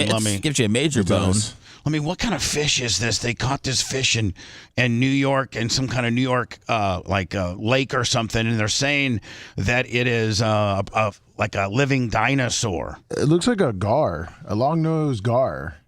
Well, it says the long-nosed gar is considered a living dinosaur in a species that dates back 100 million years. Listen, in Pike Lake at Warsaw, they would catch 20 of these a season. Yeah, I mean, there's a lot of gars in the lakes and the rivers. That's why. And aren't they just a crap fish? They got, and their meat. Don't they have like a big sword on their like a big horn on their front part of their face? Yeah, I mean, most of that's like kind of their mouth, how they eat. No. But I mean, the meat's not too bad. If I went to your house and you said we're eating gar, it'd be a Steve Edmond type video. Bubba right now sits down, thinks he's having grouper. He eats and takes the first bite. Oh my God! Asks Lummy what it is. Lummy says it's gar. Bubba picks up his baseball bat, knocks the hell out of Lummy. Lummy goes down. Ashley tries to defend her husband. The merch crick, who's a police trained bitch, jumps on the back of Ashley. Gets her into a rear naked choke. Bubba goes and starts the F-150, and Bubba and Erica are gone from the gar fish fry. So you didn't don't ever serve me gar. You didn't bitch. like gar growing up? No. In fact, at Pike Lake, man, when they would catch a gar, they would just let it back loose because they didn't want to kill it. Oh, that's nice. Because you don't want to. If you're not going to eat it, you don't want to kill a fish. No, there's no point to that. But if you're going to eat it, like if you and I are out there, trying to get some grouper or some hogfish, or what is snapper really good? Yeah, snapper. Most of the snappers really good. How about snook? Is snook good? Snook's really good, but you're not allowed to keep too many of those. You can't? No, snook is in Florida. You're not. It's a. How about redfish?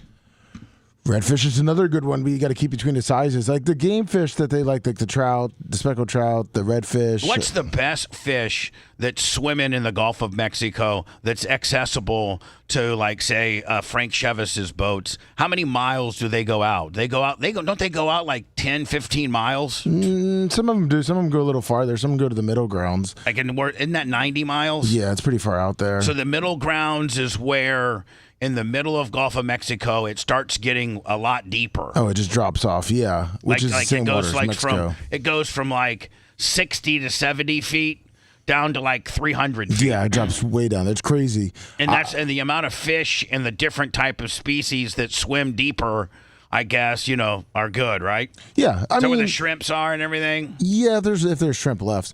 So what's the best tasting fish that you can get from the Gulf of Mexico that would be accessible for a Frank Chevis? If I was to recommend, I would say hogfish or triple tail. But isn't hogfish super hard to catch? You can only catch them you can't catch them with a hook. You have to literally go down and blow dart them. Yeah, you got to blow dart them. Yeah, no, I mean, a couple people have caught them with hooks, but yeah, you're not getting a lot. But so right. I would say triple tail. Triple tail tuna? No, triple tail is just a fish. I think it's called a trip. Does it got 3 tails on it? Sure does. Why are you so combative with his recommendations, Bubba? No. I mean, he is the fishman, fastfreshseafood.com. I know. I mean, he was dealing with the Argentinians in his business. I was just asking, okay? I mean, but I would say triple tail, which is you don't see a lot on the menu. But I would say triple tail. Yeah, see, here's the thing. The reason why I ask you, I've never even heard of triple tail. I've been to a lot of seafood restaurants living over in Pinellas County for 20 plus years. You don't see triple tail. Do they what do they call it on the menu? Triple tail? Triple tail if they actually have it. But the problem is that For some reason, they like picking sexy names, and for whatever reason, they didn't think Triple Tail was sexy. So what do they call Triple Tail now? Triple Tail now because with the FWC and the FDA, you have to call it by the name. So is today the vote, even though this is not like a voting day for anybody else other than this particular situation, but the city of St. Pete has a citywide vote on the Rays Stadium today? Yeah. I mean, so they're asking people to go. Do we? Yeah, right. Look at the screen up there. St. Pete to vote on Rays Stadium. Oh wait, do they Bubba? They probably mean what, like the city council or something? I don't know if it's the whole. Yeah, I don't know if it's the whole. I don't know if it's the whole city. Probably you're right. I'm just guessing. I haven't been alerted of any election.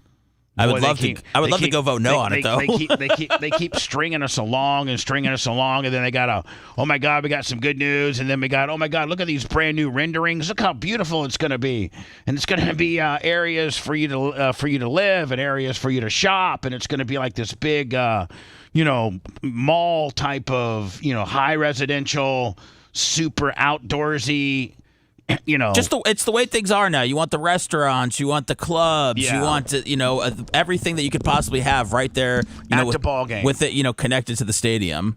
Right. So and meanwhile, I think 85% of the people that leave the stadium, Lummy, probably just want to get to their car and get the hell out of there. Yes, most of them do. Instead of going to your favorite, But that's what people are. Bubba, people are like, there's not that many. I mean, there's not 30,000 hardcore baseball fans that are going to go to a game every night. So a lot of people are going to go for the experience. A lot of people are going to go to drink and just, have the game in the background. So you want a super nice stadium. You want something where people are like, oh my God, I went down here. This is amazing. Like I know even the Milwaukee Bucks have that. I know the Lightning have something close like that. So that's what a lot of people are doing right now. Are building these entertainment districts around the venue. Absolutely. To make to better the it's like full-on districts now. You got to take over for a stadium. Remember back in the day, the old school stadiums, they actually prided themselves, Seth, in being in the middle of nowhere, like, so that they could have some parking, right?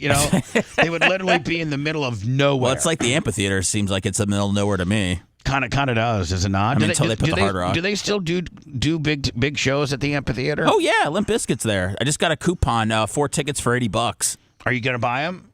Well, Dan said he wanted to go, but I don't think Dan really probably wants to sit in the 4 tickets for $80 section. No, he wants the lawn. Yep, I mean it's got to be. It's got to be the lawn. I didn't check, but I just assumed. Said Babyface might want to go. No, Babyface. It looked like it looks like he's trying to go to Lauryn Hill for a cheap price. Oh. And finally, before I go to words, Lummy, Seth sent this to me. And this is MMA, kind of like how it used to be when there were no weight rules. It was just, 2 dudes get in there and the baddest guy wins. And a lot of times it's not always the biggest dude. The small little wiry bastards will really, really put a hurting on a big dude. And this is exactly that. Is this from like a... I don't know what this is, Bubba. Sometimes just random. All right, so we don't know who's the sanctioning body for this. We don't know if this is just, Fred's big guy versus American small Legion, guy. American Legion in Columbus, Ohio, right? I mean, we don't know. No, but does it make it any less entertaining? No. So what I'm watching is literally there's a guy who's 6'8", and he's 6'8", pretty big dude. He is, and he's fighting this guy that what's the size? Is he 5'8"? I don't know how big the other guy is. It looks tiny. And at first, it's just the big guy overpowering the little guy. But the little guy's hanging in there. Supposedly the guy's 5'3". 5'3", maybe 125 pounds, taking on a 6'8", like 350-pound dude.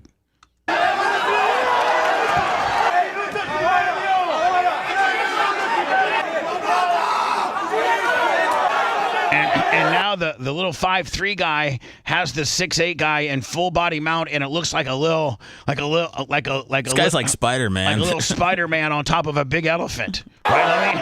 Yes, the worst part he could have done is got him to the ground.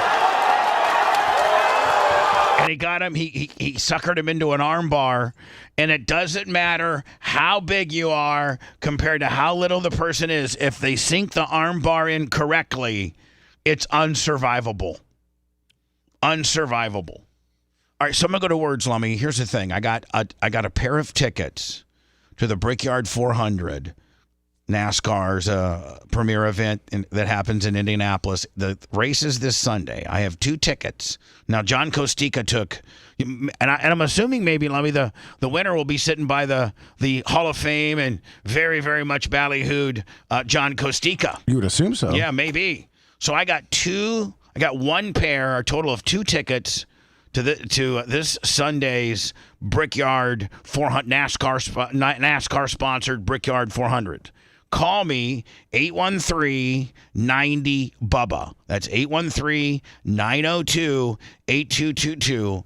Because I don't want these tickets to go to waste. So, like, if you're a person that lives like in the Indianapolis, Kokomo, Columbus, Terre Haute, Fort Wayne.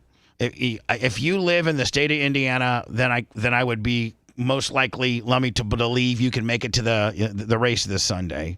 And so Lummy will check area codes. But if you want to go, if anybody that's listening to this show right now, anybody, you don't have, it costs nothing. It's $0. Just like Seth's Tires out of Rubber City, $0. Thank you, Rubber City and Bubba the Love Sponge Show. And we don't even want to tip. Just call me 813-90 Bubba, 813-902-8222, and we'll get them to you after we verify your area code. This is a call that's been lingering for a while. Hello. Hello. Yes, Jim. Hi, Jim. Yeah, I'm down there in Polk County. We love getting them. We love getting them garter, the alligator garter. It's one of my favorite fish when I get out there. All right, hold on, Jim. Hold on, Jim. Jim, you're calling from Polk County. And by what means do you listen to the show? Like, do you watch us on Facebook? You get us on YouTube, X? How do you listen to the show? I watch y'all on Facebook. Good, Facebook. And you're saying what to us? Are you giving us some information on a hot bar in Polk County? Like, I couldn't quite. No, gar. He's big into the gar. Oh, he's big into the gar. Yeah. Well, I got hot bars down there. I got hot bars down in there in Polk County. I know you know where the hot bars are, but we were talking about the gar. Come on, Kicks. You don't know anything about fishing. Yeah. We want to get down there on. Let me don't engage the drunk. On the catch and all. Don't engage the drunk, Lummy. Okay. Let the drunk just spew on. So anyway, anything else other than the great gar fishing in Polk County, my friend? Next time I get down there, if you ever try to get a gar, make sure you just got your shine on. Listen, sir, we talked about a guy catching a gar. And we talked about how gars are prehistoric dinosaurs, but there's gars. Yeah. And we talked about how they're in different lakes here, there, and everywhere, including Warsaw, Indiana's Pike Lake. But we did not ask for our listeners to call in and give us their gar stories. So, fake accents. Appreciate your call. Keep watching us there on Facebook. Appreciate you. Okay, buddy? Thank you for the gar update. I got 3 people. I think line 3 is from Indiana. 812. Hello, are you interested in the Brickyard tickets? No, I was going to tell you about the labor rate at the Ford dealer. $255 an hour, sir. $255 at a certified Ford dealer. That is correct. Wow. Appreciate it, man. Thanks. Jeez. Line 3. Hello. Hello? Yeah, you want to go to the race? Yeah, man. I'm in New Albany, Indiana. Yeah, it's not too far at all. I think New Albany, Indiana, home of Steve Alford. Yeah, man. God, come on now, Lummy. How about my Hoosier history, bitch? Woo. New Albany, Indiana, also home of the world's largest high school gymnasium. Oh, my God, man. Am I right on that? Yes, you are. And I think it's at one time, but I think Ben Davis has passed us up now, but it's still one of the largest. What's the capacity of the high school gymnasium at in New Albany, Indiana? I think it's like 2,500. No, it's not. No, it's like 6,500. No, No, I think you're talking about Jeff. I don't know, man. Maybe they'll feel more than that. Maybe. It's probably good this guy doesn't know the dimensions of the local high school. Listen, Linda. I'm going to put you on hold, and Ian Lummy's going to email those tickets to you, okay? Hopefully you're sitting by the great John Kostika. Let me put you on hold. Don't bother him, okay? New Albany, Indiana. Lummy, line. You got it? Yes. Got it. If you liked that segment, then you'll definitely like the new redesigned BubbaArmyHQ.com. We'll be back to the Bubba the Love Sponge show after this.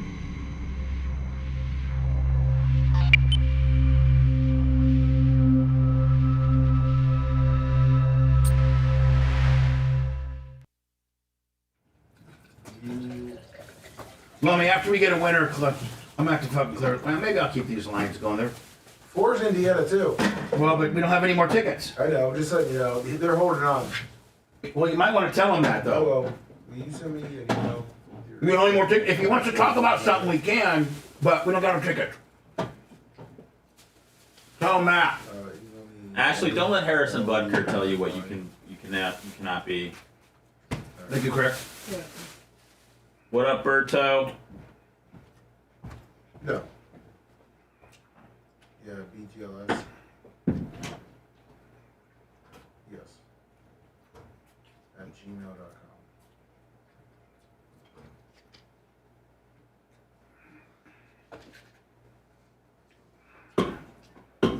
No, just send me an email. So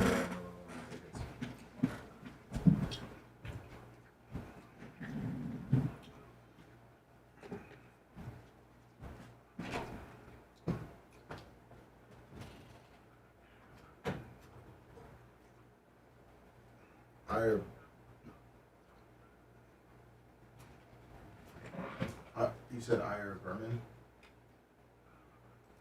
Bubba, do you know an Ira Berman?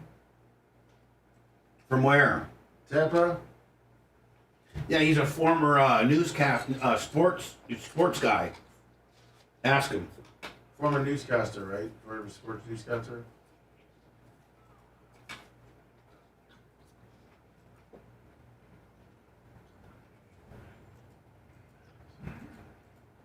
He was an attorney.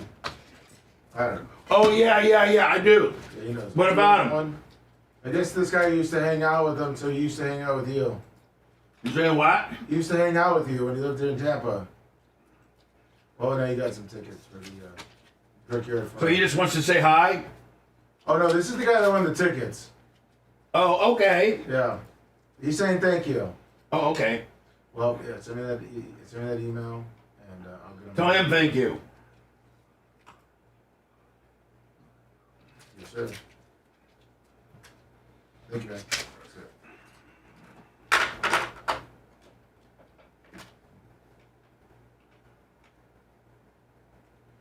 Creates a child is 56 months. The nation's largest gym is Newcastle Fieldhouse. Yes. And what was it? I'm looking it up now. Newcastle. 84. Jesus Christ. Yeah. 8,424. Yes. Can you fucking believe that? That's bigger than some fucking colleges.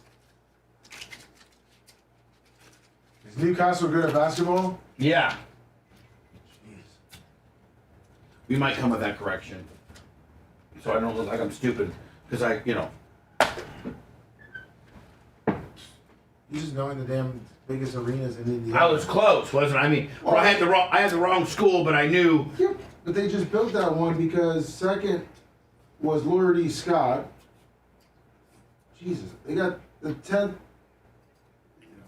Jesus. I think all 10 are in Indiana. Yeah, third Johnny Barato. Right, go to number 10.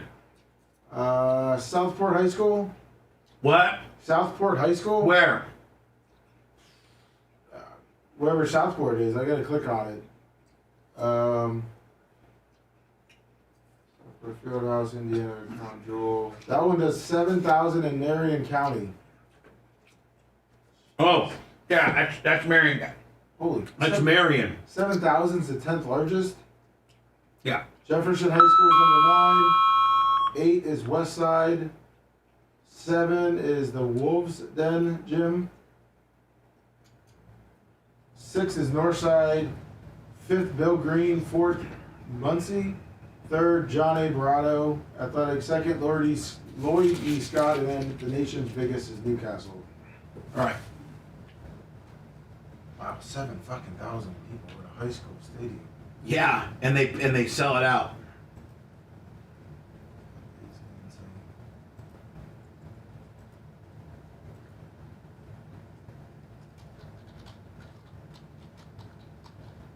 How big's Warsaw? Warsaw's used to be 2,500. Used to be. So fucking big.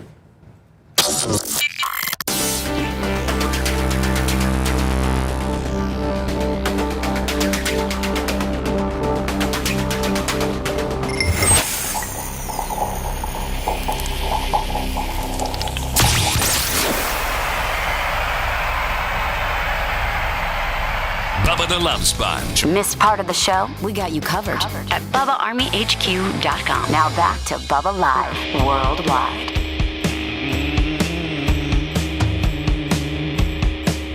God, I'm telling you, Lummy, I spend more and more time talking to people about, and I don't want, please, John Cracchiola and Bruce Midori and Lynn, please don't think I'm being disrespectful. I'm just trying to, as I get older, try to figure out my path, my course, if you will, for my business. And this is strictly business. But, taking my show, Lummy, off of the terrestrial radio deal, not doing mornings, and instead doing a non-terrestrial, just regular show every day, 11 to 2, and then 2 to 3 would be like how we do an after show. Mm-hmm. So that it would be an ancillary show and or podcast. And so we're all out of here at the latest, 3:30, 4 o'clock. I'll stay here till 7 o'clock at night if we change these hours. Yeah. If you didn't have to be here until 10, if you didn't have to be here until 10:30. I'd have 47 new podcasts developed for you. If you had to be here till 10:30, man, I'm giving it more and more thought. It's a leap of faith. We get such great sleep. Oh, it's turning you on. We'll be better at everything. I know. Be healthier. Sexier. Be able to fix your schedule. I got to just talk to a few more people. We could all have a morning workout. We could all work out together.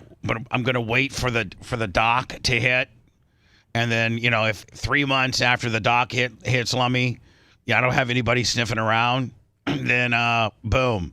Straight to middays. Nice. So, Lummy, just so that everybody doesn't know that I'm crazy, because they probably are, when I said that the top high school gym was, I thought New Albany, Indiana, but it's actually Newcastle, Indiana. And I said it was like in the range of like 7,500 to like 10 grand. And everybody would be like, hold on. My high school had a capacity of 600. Yeah. Most high schools had like 2 little sets of bleachers that folded out on either side of the basketball court, maybe some end ones, and that's about it. That's all it is. Not in Indiana, man. They got like three different levels, and the largest high school basketball court in Indiana is what a Newcastle Fieldhouse. 80 isn't 8,500? Yeah, 8,424.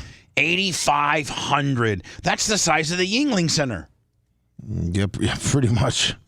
That's ridiculous. And I think of all the top 10 high school basketball facility capacities, I think all of them are in Indiana. Yes, they are. They're all over 7,000. Number 10 is. Who's number 2? Number 2, sorry. This number-wise. You don't have to give the name. Such a weird thing to go over. But hold on. These are the top 10. These are the top 10 capacity high school gymnasiums. Just know that all 10 of them are in Indiana. So we don't even have to even tell you the names necessarily. It's be cumbersome. All 10 of them are in Indiana. And start at 1 and go to 10. Number 2 is 8,200. Now, I got to click on like each one of them to get the... Oh, okay. Yeah, that's how the list is. If you want to say their name, you can. I mean, since you have to click on it. Here we go. I found a better list. All right. It's not let me click. But now it says, by the way, number 1 just got even bigger. Newcastle got bigger? That's what it said. It's up to 9,400. 9,400. 9,500 to watch high school basketball. Like, there's nobody left in town. Like, everybody's at the game. You know what? Me and Seth, we need to go up and start robbing people's house in Newcastle on Fridays during basketball season. Is it like when the Packers play on Sunday? Yeah, There's just nothing's going on there? Exactly. It's exactly right. Oh, and it looks like Newcastle can be extended with bleachers to 10,000. Okay, well, let me just go through the top 10. Okay? I'm sorry. You're getting into this Newcastle. Are we just? Do you want to just suck Number off 2, Indiana or 8,900 is number 2. Number 3 is 8,100. Number 4 is 8,000. Jeez. Number 5, 7,900. Number 6, 7,300. What's number 10? Okay, let me skip all the way to there.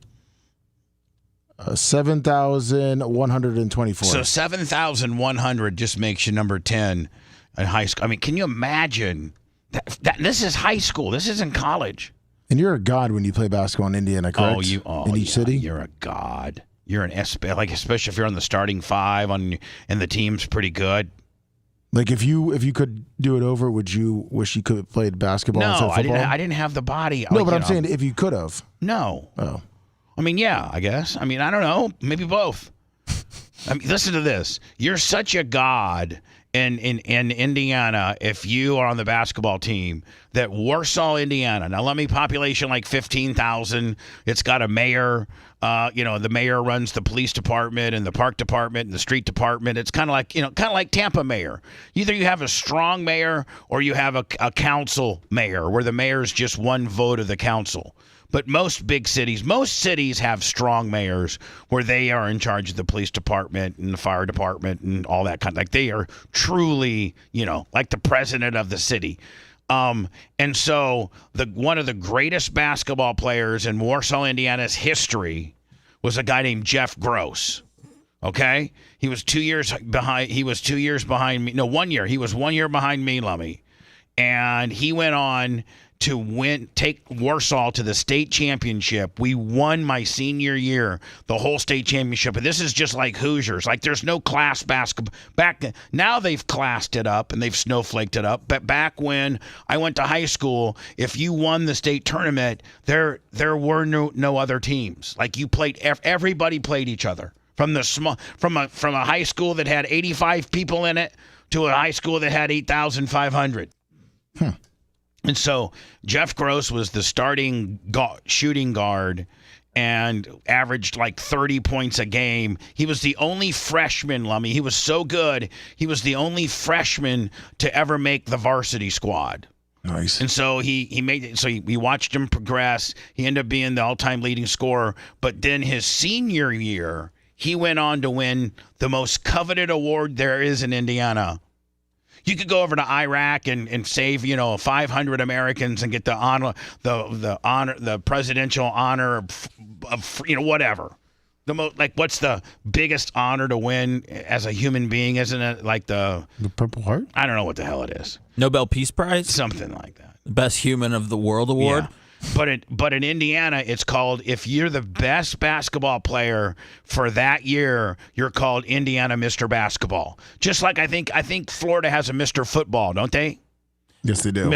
Yeah. A lot of states have a Mr. this or that, but Indiana, literally since like the 30s or the 20s, have been every year denoting the greatest player in the state at that year, and Jeff Gross won it.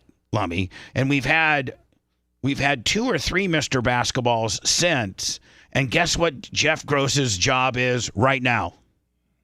The mayor. He's the mayor of Warsaw. Of course. That's how much whip it brings. He's now the mayor, hometown hero, Mr. Basketball, won a state championship.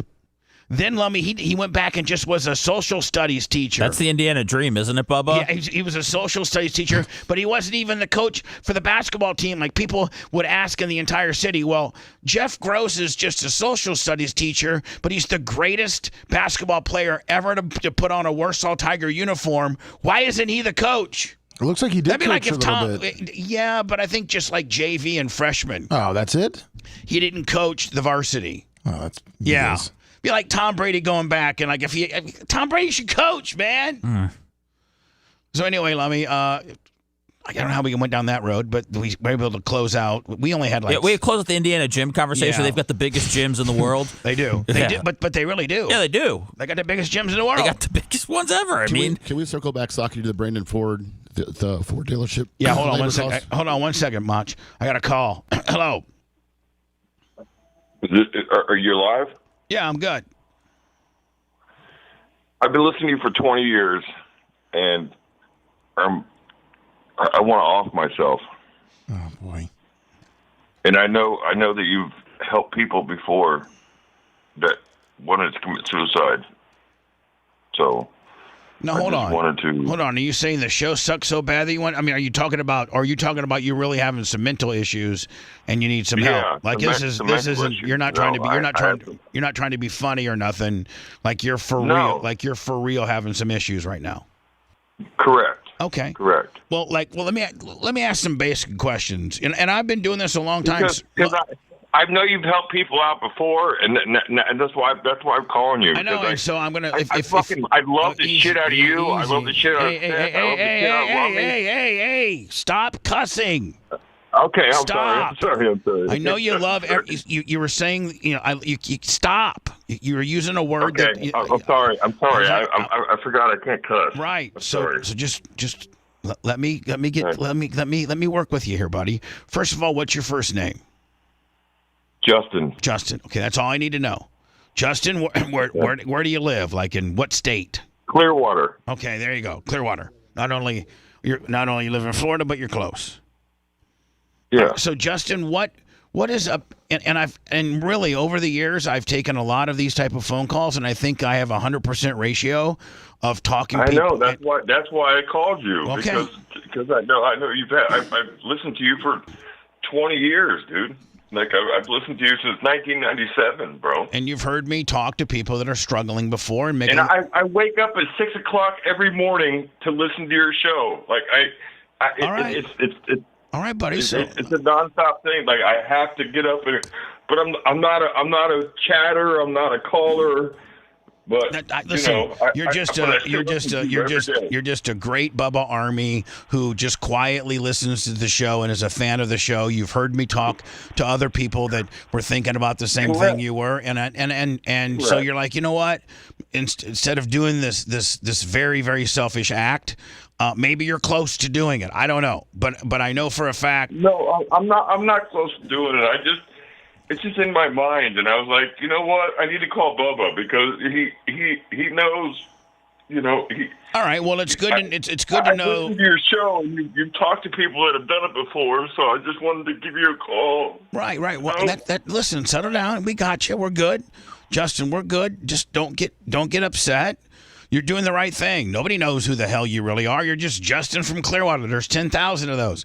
So let's maybe he wants some people to know who he is. Well, if he wants it to be known. No, I don't want nobody to know this shit. Seth, see, I just listen. Let me rough shit. I don't let want me nobody handle to it. know. Let's stop with your cussing. Please. All right, I'm sorry, but let me work my magic here, guys. I got this. I got this. I got this. So, Justin, yeah. Let me ask: Do you have any children? No. No. Okay. No kids. Are you married? No. Are your parents living? My dad is dead. My mom is alive. And do you have a relationship with your mother? Correct. Right. Yes. And to the point where you guys live in pretty close proximity where you can see your mom? No, she's in Tennessee. I'm in Clearwater. But I'm assuming you probably try to travel to see mom a couple times a year, Well, I went there for Christmas last year. Yes. Yeah. So good. And when mom sees you, she's like, my dad died, and then she's got a new boyfriend, and that bothers me because it's just weird. You know what I mean? Like they were married for 45 years. You know what I mean? And then my dad passed away, and then now she's with this new boyfriend, and it's just weird. Yeah, I mean, So Justin, is that what's upsetting you, or is that just a caveat to your upsetness? No, like he's a nice guy. He's a good dude. he's got a lot of money. Like he's rich. All right, so there's another Excuse one me, of I'm those. sorry. Listen, Jason. He's rich and he takes care of mom. All right, You so know what then, I mean? So at the end I can't complain. Right, Like, so that's he not. He takes care of mom. That's not an issue that's at troubling you. So mom's okay, and you love your mom. Yeah, mom's and, okay. And if you go see her when you can, she's got a new dude you might not necessarily like, but he's taking care of her. Everything seems to be pretty good right now with mom.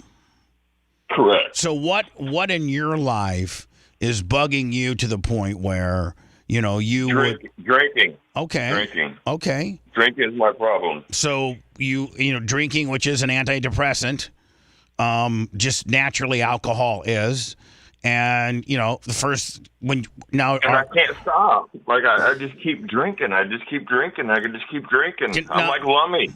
Well, Lummy can control his drinking. He's really, really good at it. I mean, he's got the fine line into the exactly what he needs to do the best he can and be funny and function and not drive over .08. So he's got it right dialed right in. Yes, sir. Yeah, like I'm not going to go driving. I've already had 2 DUIs in my life, so I'm not going to go driving. Like I'm not. I'm smarter than that. Now, do you have a job, Justin? No. I'm okay. a caretaker. Okay, and who do you take care of? My friend that was in a coma for 3 months, and then now has to have a hip replacement. All right, and does he pay you to be his a caretaker so you have an income? No, I wanted to talk to Dan Diaco about that. If I can get paid to be a caretaker, because no, I'm not getting paid. So how are you making it? I mean, how are you eating and I got $40,000 in the bank, so okay. I'm okay. Okay, good. Well, good. Then that's good to know. That's good. I didn't know that. That's good to know. That'll hold you over. You'll be okay until you figure this out. So what? Yeah. So is there any? What's your type of alcohol that you like? What's your drink of your choice? Vodka. Lummy, very much like you. Yes. And so, what's your consumption level per day? A pint a day. A pint? Yeah. Yeah. So now listen, why don't you? I mean, it's going to take a little. Listen, Justin, it's going to take a little willpower here. Like it's just not going to be. Bubba, I want to come down and meet you at your studio because I just drove past there yesterday because we had a doctor's appointment on Cypress. And I was like, I showed my buddy. I was like, "Hey, this is Bubba's studio," and we drove by your studio, and I was like, "That's cool." You know what I mean? Like, I would love to meet you. Well, we get a lot of Luke. I met you at the when you had the what was it? At Buddy's the Buddy's Home Furnishings. I would do a personal appearance each year for them as part of my race car sponsorship. Yes.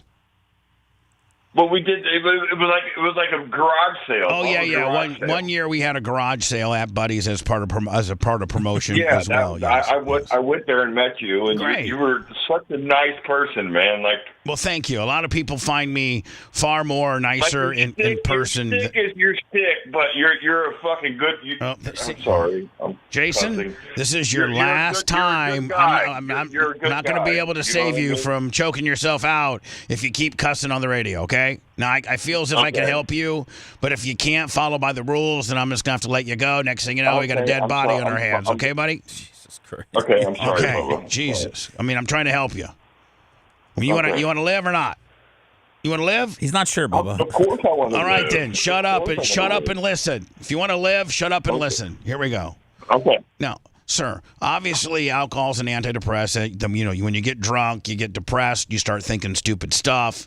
Realistically, just by speaking to you for the last however many minutes, I can tell that you're kind of a guy's guy. You got your stuff. I mean, like if you were to have your stuff together, you'd want to have a full-time job. You'd want to be a hard-working son of a bitch, paying your way, making a living doing something. But you're stuck in this. I have a job. I have a job lined up in 2 weeks because my unemployment runs out.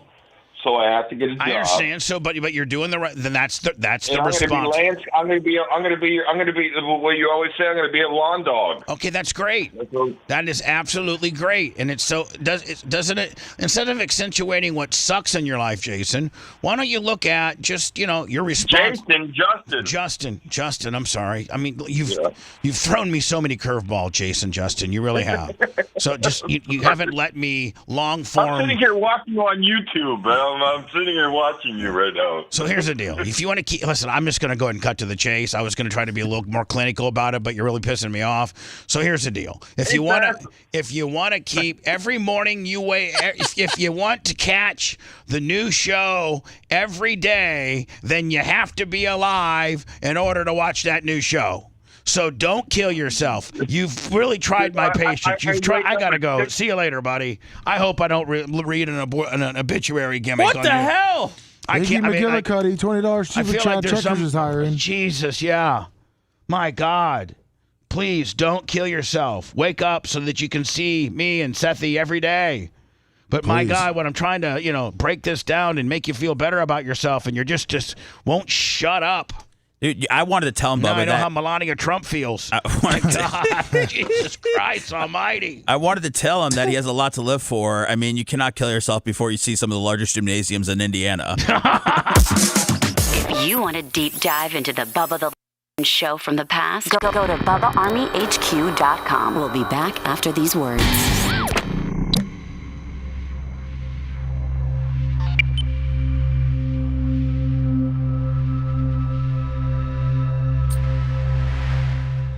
Your help. He used to see you, buddy. I guess it was probably really good content. What's that? Oh, it was great. It was very. I don't give a fuck. It was. I mean, I hope it's not real, but I'm. We got $20 out of. I think it was funny. Some people had some funny comments. They were like, "Why don't you donate to the show? If you got 40 grand." Somebody said, "Put us in your will." I messaged you my receipt. So I don't know what they're charging in Colorado, $250 an hour my ass. But I sent a picture. It was for 2 hours of $169. So it's $80. It's like $8. Yeah. So we could say Brandon Ford is not raping you if you are in Colorado. What a Paul. Dude, he set on hold just to fuck with me. That fucking asshole can suck. That's all. Look at Mosh, man. Mosh was the. Well, he's not. Bubba, you got to get him some fucking free shit next time. He's not. Well, he's got an expensive automobile, right? I mean, you could just throw a couple of fucking $40 used bulb willies on my Ford Fusion. Yeah. But his has got to have like NASCAR rated fucking willies. Yeah. Mm-hmm. He's got a. Well, also on the button bar in blue, Double Dutch and Double Dutch 2. From who? Double Dutch and Double Dutch 2. Bacho, put about your button bar. What, from Wells? I have no idea. If it's from Wells, I don't want them. Hold on.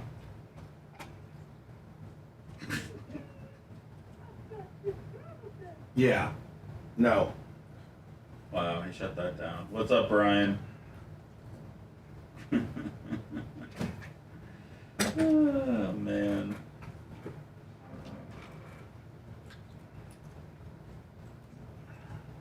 I'm gonna start taking calls on the pigmentation soon.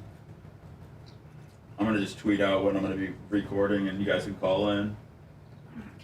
Let me tell him I'm not mad. I just didn't want him. Okay. You took him off. I deleted him. Okay.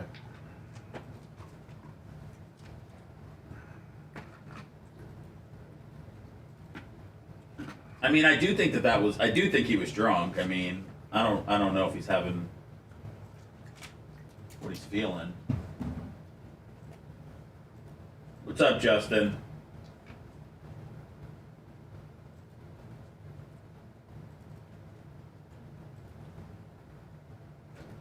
I did, Ashley. I hope that's okay.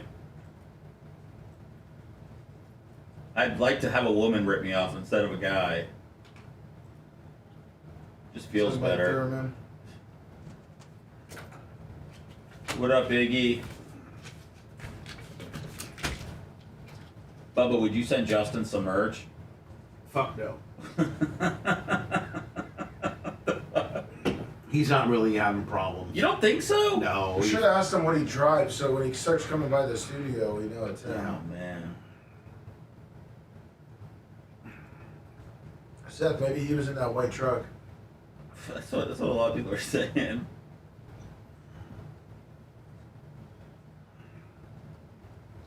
Yeah, I don't, man. You never know. I hope he's all right though. I hope it wasn't real. Warsaw Trivia Podcast. It's crazy for as much Indiana, connections as Bubba has. It doesn't even show up on our podcast for listens. Yeah, it does. No, Indiana is not a state, or Indiana's not a state, or it has a city in it that is in our top 10. No, but they're probably like 15. Well, I haven't seen anything. I'm just saying. To me, there's some in there. I go look. If I went and I looked at our numbers, I would think that you lived in Missouri. Yeah, I don't know what. And the Missouri thing came out of nowhere. It did. I don't know what state it replaced. I think California. California, I think New it York. replaced it. California's now like 5th. Yeah. Building profanity delay. Please stand by. Per FCC regulations, this program is on a 40-second delay.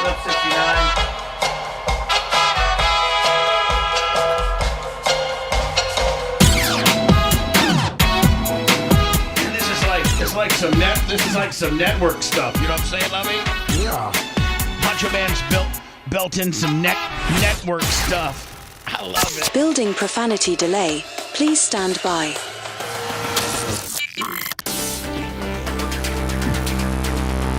Macho, I love, I don't even know what that is or was or what's the functionality of it. It's keeping us from having dead air on the syndicators. Oh, that's awesome. Because that last call kind of... Because that last one? Pulling ourselves out one download at a time. BubbaArmyHQ.com. Enlist today. The BRN now continues. So, Macho Man, tell Big Woody that I went to my mybookie.ag, mybookie.com today. God, look how slickly produced. Like, Seth, don't you, whoever's doing their graphics and stuff, this is this is a nice looking site. My bookie? Yeah, look at them. It is nice. I mean, they got the, Makes me want to give them all my money. I mean, they got, they got the game, they got the tennis, they got the animated Caitlin Clark. My God, and then it's just overwhelming. All the things that you can bet on and all the prop bets and just you can go in you can play roulette, you can play live casino, you can play game casino. Our game of choice is casino computer blackjack. Can we bet on the Olympics? We can bet on anything. Yeah, you can bet on the Olympics when it starts. By the way, mybookie.com, use Bubba when they ask for a promo code, and that gets you like a little extra something on your deposit. The odds for Trump went up too. It's minus 325. We got now. Trump, don't we? Yes, we do. Let me. How do I go to my deal here? What do I go to so I can see the? I got. You're on it. I think you're on the right now, Bubba. The presidential one. Oh, okay. But what we bet. But what we bet. Oh, okay. If you go up to your name. My name, Bubba. Yeah. Say my name. Say my name. Yeah. My account. My account. Okay. Who did that song, Bubba? Say my name. Say my name. Beyonce. Destiny's Child. When no one else is around me, say, baby, I love you. Don't forget about Kelly and Michelle. We ain't playing games. Go over to Open Bets. Open Bets. Yep, right there. Open Bets. I'm going to hit my Open Bets. I'm definitely going to check my Open Bets. I think I'm bet on the president to win. Trump was betting on himself last night as they were talking. Just go to Unsettled. Unsettled. Okay, here we go. We got Donald Trump at a plus 194. Yeah. What is he right now? Minus 325. Also, what a turnaround. Oh, yeah. And then Gavin Newsom to be the Democratic nominee. That's now a plus 6. We got it at a 600. What is it now? They actually took it off. Yeah, they did. So we just lost our money on that one.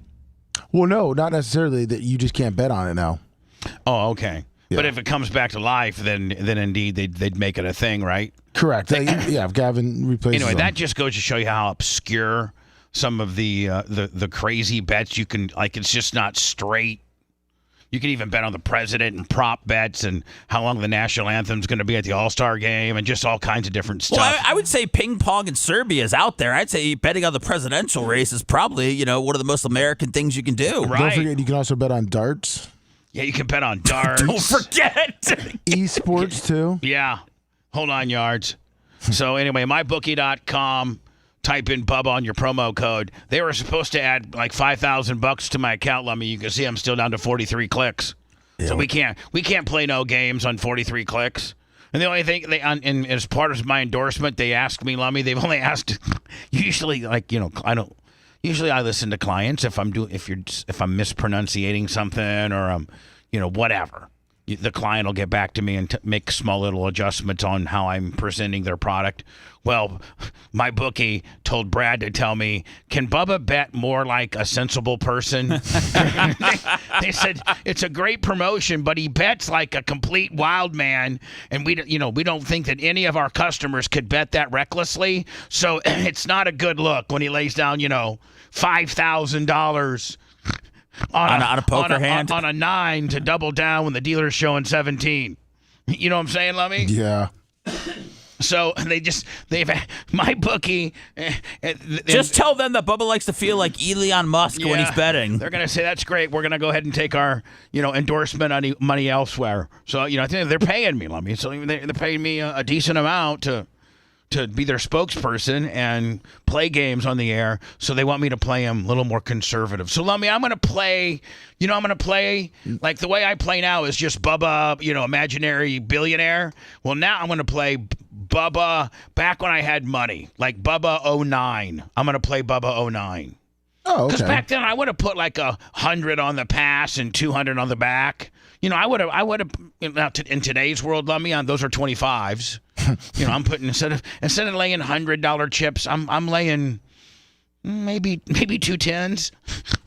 That's fine. Maybe a 25. A 25. So I'm going to play a little bit differently once they put some money in my mybookie.com. Use promo code Bubba.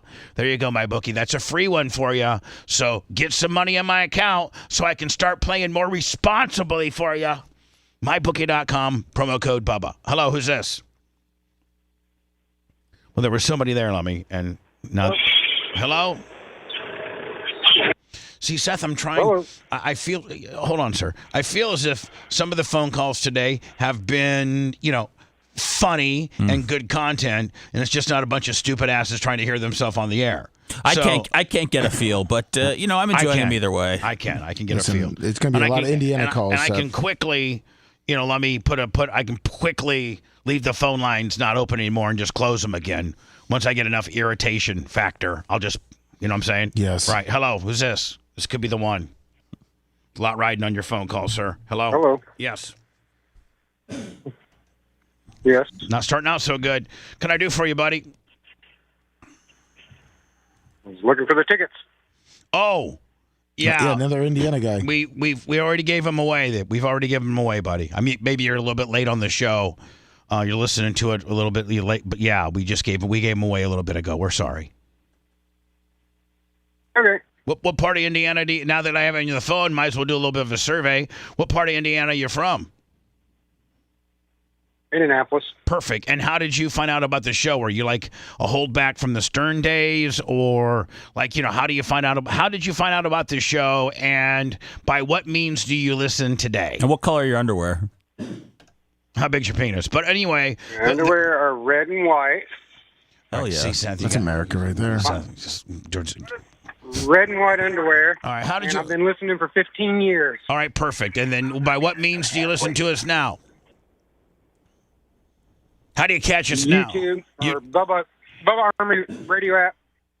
Yeah. Oh, by the way, we're getting ready to redo the Bubba Army radio app, and it's going to be unbelievable. You're going to love it. So, anyway, appreciate you, bud. Okay? Yes, sir. Thank you. Thank you. All right, now we're putting those things on hold. Oh.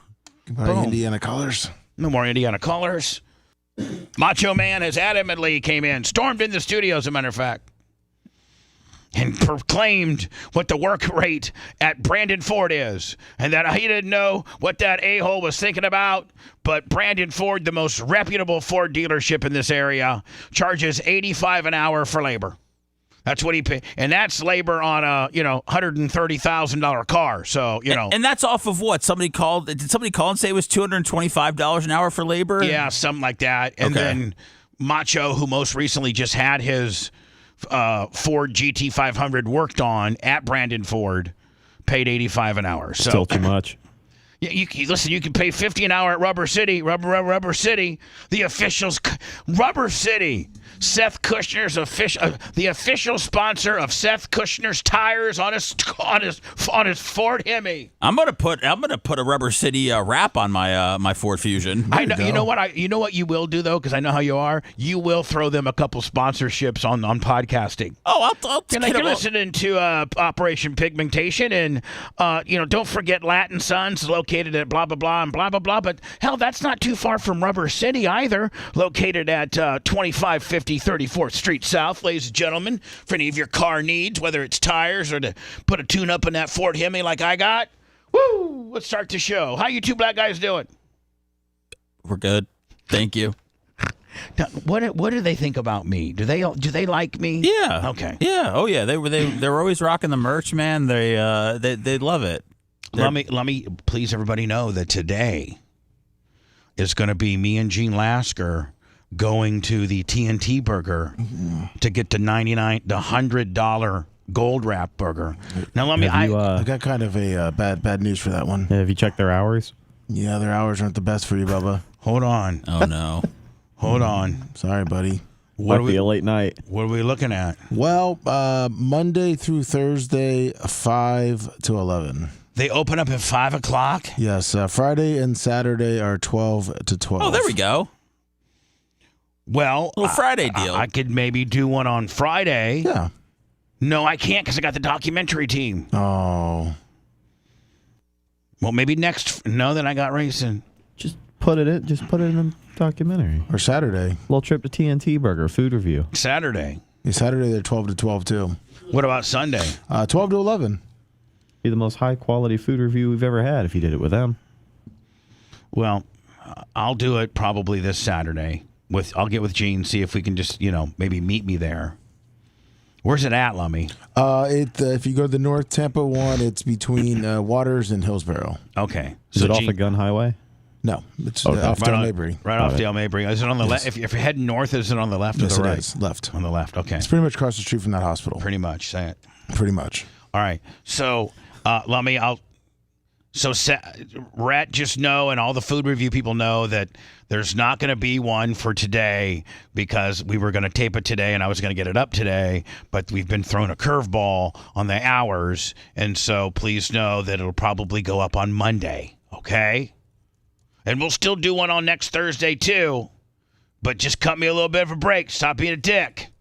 I think they're just going to be excited about the gold burger. Yeah, I'll have to get with Gene. Here's what I'm thinking on that, is that we don't buy the gold burger and the infusion burger. I think you could use the infusion burger to come back at a different time. Oh yeah, the vaccine burger. Yeah. No, the gold burger is the draw. Yeah. I mean, it looks nice. It looks nice to infuse it with whatever you want, but Right. I mean, the gold burger is what's going to pull people in. Right. So maybe it's just a one-off of the gold burger. We don't even worry about the infusion, Willie. Maybe. So, Lummy, I'll try to do that on Saturday if I can. Keith Mauser, $10 on the cash app. I don't think I've gotten anything on PayPal today. And nothing on Venmo.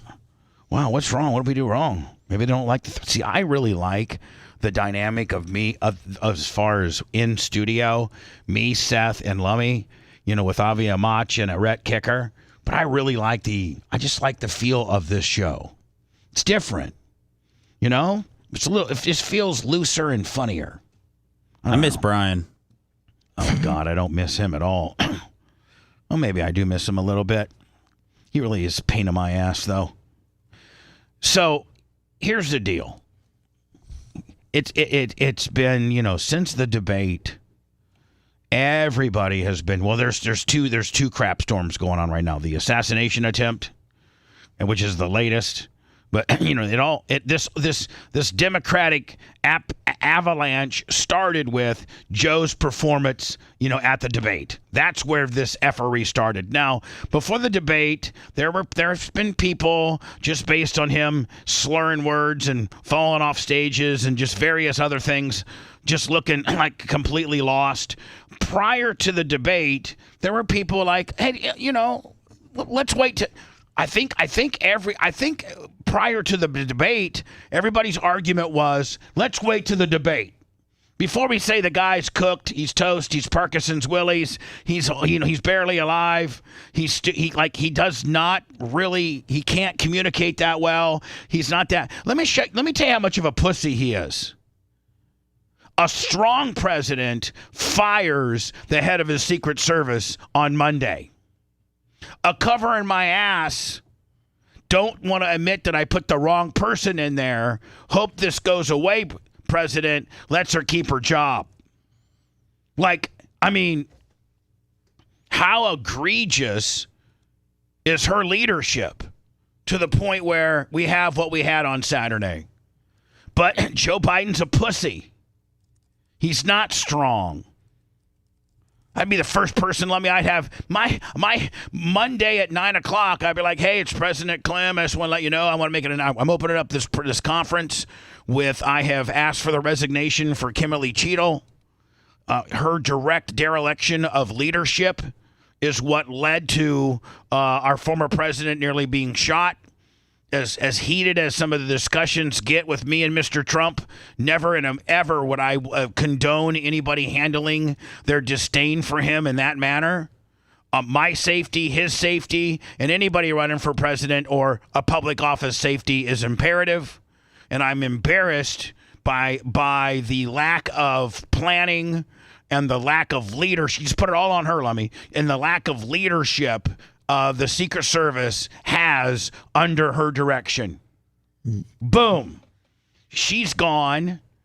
And, it just makes you look stronger. And you find the baddest ass, most tenured Secret Service agent. Like the guy that's been there 34 years, just a stud. Put him in charge, yeah. And put him that has seen, all different administrations, doesn't really care if it's Obama or it's George W. Bush. He's just doing his job, right? Doesn't matter if it's Biden or it's Trump. Doesn't matter if it's, he's just there to protect that guy or person. That he's there to, I think they call it the body. He's there to protect the body of the President of the United States. Jesse Ventura. Whoever. Put that person in there and you'll say the first thing we're going to do.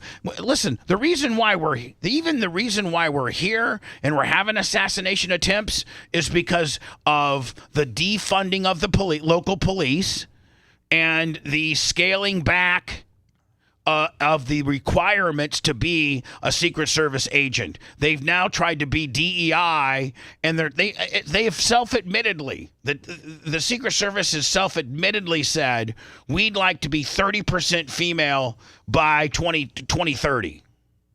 Now, listen, DEI, schmei, there's probably some, the housing department and maybe the treasury. There probably are a lot of governmental divisions that we could probably be more DEI friendly on and open our up a little, but not the absolute agency that's supposed to be the toughest, most trained people in the world to protect our president from nut jobs out there that could range from a home bomb to a high elevated building sniper. We are to protect that man. And they've done a pretty damn good job of it up until last Saturday. I mean, Barack Obama, when he first got in office, all the white Trish Lummy was like, man, he's a black guy. He's going to get shot. You know what? No. Not only were we civilized and nobody acted that way, but the Secret Service did their job. Listen, my buddy who used to work for the Secret Service says, all the attempts that are thwarted are never reported. So, every president has had somebody try to take them out but the Secret Service guy caught him in his car as he was exiting the parking lot. Like, there's been a lot of people that have, tried to prepare themselves and to kill the president, and they've been caught by the Secret Service. Now, we never get those stories because they feel those stories will breed more nut job stories, which is probably right, right?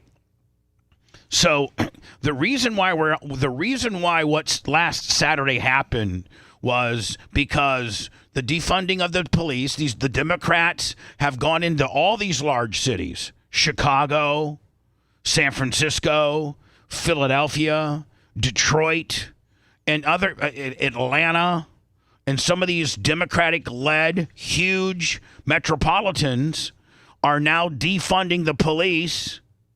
And it's at Seattle. It's turned these downtowns into war zones. I mean, Chicago, at the direction of a Democratic mayor, had 112 or 122 people shot over the 4th of July weekend. I think it was 20 dead.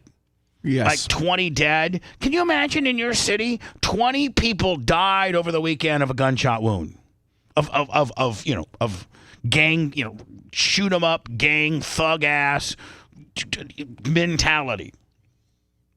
And so these huge municipalities are defunding the police. Joe Biden puts Jill Biden's best friend in charge of the Secret Service. There's now reports that Kim Cheadle was the First Lady's number one. She was on her team, and they became very friendly. And after Joe got by Trump in 2016. Clinton got beat. Trump beat Clinton. Biden was just the vice president. No, what I'm saying is when did Kim Cheadle leave the agency? When Trump got elected, because that's what I'm saying, in 2016. Well, yeah, but she was in 2016 when Trump got elected. Kim Cheadle left for Pepsi, didn't she? Yes. Okay, that's what I'm saying. Okay, sorry. You just said when he beat Biden. Jill told her, we're not coming back to be the president. We're out of here. So go take a big-time corporate job with Pepsi. You can use me. You were the head Secret Service unit for the First Lady. I'll give you huge reviews. So some big, huge ass Fortune 500 company like Pepsi, who wants to be able to pound their chest to their stockholders and say, we in charge of like global security of Pepsi, whatever that would entail. We have the former First Lady, 27-year vet female Secret Service agent. That's you know what? Kim Cheadle is probably real good for Pepsi. That's a good look for Pepsi. Woman, high position, former Secret Service, boom. So Joe wins in 2020, and Jill Biden calls Kim up and says, listen, Lemmy, that's the way it is, man. They bring their boys in. Of course. I mean, they bring the boys in. Just like when Trump wins, he's going to bring Vanaswamy to run some agency. Just like when Biden won, he brought in Buttigieg to be like the director of housing, and they bring the boys in. Well, the weird thing is, and I don't think they talk about it enough, but she never was on the Presidential Protective Division. She was always on the vice president. That's what I'm saying. Yeah, well, yeah. Kim Cheadle never had any experience of being on the presidential team. The Barack Obama team. No. Because that team is way different than the person that's covering, the First Lady or the Vice. It's just different. You don't think that all Secret Service are created equally? Like you couldn't put somebody who's on the vice presidential squad, like on the presidential squad? I think they all have different skill sets. I think that, a guy that's a little bit frumpy and a little, like a little bit older, he might have the desk job, Bubba. he might, but he's still in the field. Okay. He might not be the stud Army Ranger that's 26 that you just hired on and is just, an absolute stud, or an old timer who has stayed in shape and has seen every possible scenario, and you just have his intellect on the detail. So, I think that you do get levels of experience. Okay. Well, I think a lot of people that want to kill the president, you don't hear many people that want to kill the vice president or his wife at the time. I just don't think. I think it's different when they go out. I mean, think about Obama going out compared to, Bill Biden back in the day. And so Jill Biden, who, listen, I think we've all learned to see that she likes being the first lady. And it's like she's almost, there's reports saying that she's the one that's propping Joe up the most to stay in the race. So she calls her friend up, Kim Cheadle. Hey, you want to be the head of the Secret Service? Of course. All right, we're going to put you in here. She then comes up with this very strict, or they start adhering to this DEI program. That's when she announces she wants 30% female agents in 5 or 6 years. And now she actually says on 60 Minutes, I think her actual quote was, more Americans or more people should have the opportunity to be a Secret Service agency. No, it's not a constitutional right that a person should have the opportunity to be a Secret. There, you can just say no.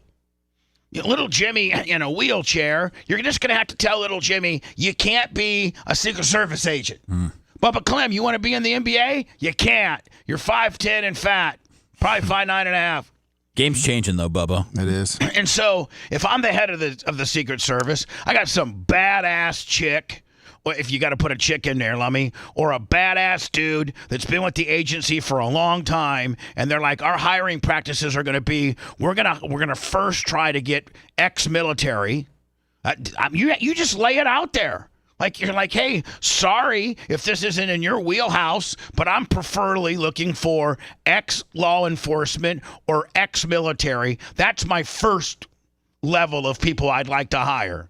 Then second, I'd like to hire the people that can mentally and physically pass a very stringent test. That frumped out donut-eating bitch that has been the meme of Secret Service. She couldn't pass any type of real physicality test where she had to like run a mile, then carry a dummy body that weighs 150 pounds, around the track one time, and then jump over a water hole, then go over some monkey bars, and then grab your gun and hit It's not Tough Mudder. You just got to throw yourself on top of the president. 5 plates in a row. Then you got to do a couple monkey rolls and get out a long gun and hit beam, and then but there's dudes, there's 25, 26, 27-year-old in shape police officers or just guys that are applying to be in the Secret Service, and they're like, nope, we got to hire Tawisha from Houston, who looks like the chick that we saw the picture of, the fat-faced, frumpy. Bitch has got a bigger fupa than I do. She can't even get her. Hey, I can officially pull out my gun, even with my T-Rex arms. I can get my gun out, and I can put it back in. Did she really have a big fupa? Big fupa, bitch. Yeah, she did. Big fupa, yeah. So it's getting smaller as we keep getting away from it, Because our president is such a pussy that he allowed his wife to make a nepotism type hire in the director of your Secret Service. You now have what we have today. Now, I've also been told, and I don't know if we talked about this yesterday or not, but there's rumors now that Trump was shorted like 7 people because Kamala and Jill called a unscheduled last-minute travel request to the Secret Service to go to Pennsylvania. Kamala went to Pittsburgh, and Jill went somewhere else, and those agents got pulled off of Trump's detail to go do their detail that was unscheduled. So the Trump detail was highly unmanned. But they weren't they inside the building? That was local SWAT. That was local. So they had to come in. The Secret Service had to come in and patchwork it through local agencies, and they couldn't just all get on. There wasn't enough time because they had pulled Trump's additional help so late in the game for Jill and Kamala's travel that there wasn't time for them to sync up like they should with either their own people or the outside agencies. So they weren't all on the same page. How do you have a shortage of Secret Service agents? Because your first lady and your wouldn't you want to have just a bunch of understudies just ready to call up on deck? Like, hey, I would think so. I just figure it's important to keep these people alive. I'm assuming because of their new DEI policies, they're not qualifying as many. Again, I had a guy that had 20 plus years on as a sheriff in Indiana. And Lummy, he got made a very high rank. He was like a major or something. And a new sheriff came in and cleaned house on all the high rankings. At that time, I think he was 36 or 37 years old, something like that. And he applied for the Secret Service, not too long ago. And they absolutely said he's a 20-year veteran of a fairly large law enforcement agency and he was on their SWAT team and all this kind of deal. And they told him he was overqualified and they're not looking for people with experience. That they were basically looking for chicks. I don't know if chicks should be guarding a president. Some of them, but not the frumpy mean bitch that I'm seeing. She couldn't guard nothing. She can, you know what? Put her at Krispy Kreme when the hot and now sign comes on. That bitch will do a great job. Here's why I'm thinking that Biden's a goner. He threw it out yesterday. Biden said he might leave the race if I had some medical condition that emerged. Now that is completely opposite or completely out of nowhere from what he just was saying, 3-4 days ago? Yeah. Joe Biden said in an interview Wednesday that he should that should his doctors tell him he leaves this thing wide open too. Should his doctors tell him he had a medical condition, he would reconsider dropping out of the presidential race. His latest explanation of what might cause him to step aside as a growing number of Democrats are now pressuring to do so. Quote, if they had muffed, that's what he said, if they had muffed some medical... No, muffled. You can't make out what he was saying. Saying it? Yeah. I can't really read it. Muffled, yeah. If there had muffled some medical, that's what it says. Yeah. It's just like if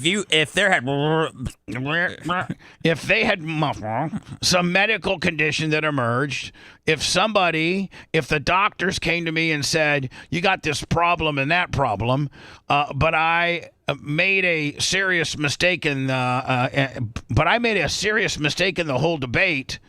I wish I could see this interview. Well, I think if you click on interview, if you go up above his head, see where it says interview, there's a preview clip of the interview. Oh, and this is set to, every interview he does, though, I don't think he's done an interview yet, and they walk away and say, yeah, hell yeah, heck yeah, good job, Joe, hell yeah, Seth, baby, we're back in it. Hell yeah. We're back in it. Because, he's got these, young people, young staffers that are really into him winning, Of course. Much like, much like us winning. Like if we were on, like when we win in Fort Walton Beach and Wolfie or somebody, or Wolfie or Bo Reynolds or somebody calls me up and says, hey, Bubba, you were number 2 men 25-54. I'd be like, hell yeah. We're top 5 men, 25-54. Fort Walton Beach, bitch. About to get ours. Bitches. Love Fort Walton Beach. That's what we would be. Lummy, if right now the phone call from Griffey and Woofy would be like, hey, guys, I know you were second last book, but, man, your show must really suck, or we just didn't get good, placement in the gimmicks, and we're in 16th place. We went from 2nd to 16th. Then I'd be like, oh, my God, maybe I need to step out of this. I'm like Joe Biden. Maybe I need to step out of this terrestrial radio presidentially. Well, 2 days ago, he said that the only way he'd step down is if God came to him and told him that. Right. Now he's saying God's my doctors. Here's a little bit of the interview. Is there anything that you would look to, you personally, not anybody else, not other pundits, not even perhaps family members, that you would look to say, if I see that, I will reevaluate? If there had some medical condition that emerged, if the doctors came to me and said, you got this problem, that problem. But I made a serious mistake in the whole debate. And look, when I originally ran, you may remember it, I said I was going to be a transitional candidate. And I thought that I'd be able to move from this, just pass it on to someone else. But I didn't anticipate things getting so divided. Now, basically, are you calling your vice president crappy at this point? Because your intentions were to be a transitioning a president, and that was to get it going and then hand the torch off. So the torch would be your vice, correct? Yes. So that either shows you that you've not developed your vice, you didn't pick the right person to be your vice, or your vice is crappy and America hates her, or all of the above. All the above. And quite frankly, I think the only thing age brings is a little bit of wisdom. And the only thing, does he even say with age? The only thing age brings a little. The only thing age. Yeah. The only thing age. I think age. I think the only thing age brings a little bit of wisdom. Not the only thing with age brings some wisdom, but the only thing with age. The only thing age brings a little. The only thing age. Not even. We didn't even get the with. The only thing age brings a little wisdom. A little wisdom. Only thing age brings. The only thing age brings a little bit of wisdom, and I think I've demonstrated that I know how to get things done for the. Have you? The country, in spite of the fact they're told we couldn't get it done. He should say, in spite of the fact that I'm old as dirt and I have a little bit of a speech impediment. Damn it, I do a pretty damn good job, buddy. Then you have your Seth in the background. Seth, don't I do a pretty good job? You're the best, Joe. Thank you, Seth. No one's been a president like you. Thank you, buddy. I got some new tires on the south side, okay, kid? God bless. But there's more to do, and I'm reluctant to walk away from that. Yeah, more to do that a person that can stay alive needs to do. Biden said, okay, so that's that, Lummy. There was actually 4 articles. Schumer privately urged Biden to step aside in the 2024 election, sources say. So Chuck Schumer, who is, he's actually the Senate Democrat leader. Correct, yeah. He is the leader of all Democratic senators, which is a very, very sling and D position. If you are, Lummy, I don't know if they call that that's not the Speaker of the House, but is that the minority whip? He'd be the minority whip. No, I think he's the majority whip. I think Democrats have the majority in the Senate. No, they do, yeah. Yeah, so he's the majority whip. If you're the majority whip, that's like 3rd or 4th in your party. President, vice president, then probably you. If you're major whip, right? What would be higher? Maybe Secretary of State. Maybe Secretary of State, then majority whip. So like you're pretty high up. Chuck Schumer, and he says that he, thinks that Biden is going to see the whole house of cards come down soon. Senate Democrat leader Chuck Schumer went to see Biden in Delaware on Saturday. Shortly after the meeting, Schumer office put out a statement saying, "I sat with the president this afternoon, and we had a good meeting." A knowledgeable source to both men tells me Schumer had a blunt conversation with Biden, making the case that it would be best if Biden dropped out for the race. When asked about this, Schumer's spokesperson declined to comment on the specifics on the meeting, saying that the leader, Schumer, conveyed the views of his caucus. So there you go. Right? He's probably got... he's the spokesperson of all Democratic senators, and if he's the majority of whip, and he's the spokesperson for all Democratic senators, and he's listening, and they're all coming to him because he's like Moses, the one that reports to the dude, saying, "Hey man, Chuck, you got to get this guy out, man. It's gonna kill the down ticket.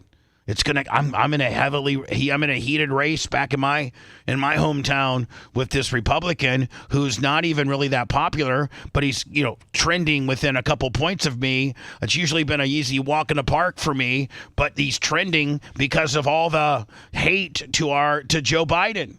It's gonna hurt the down ticket."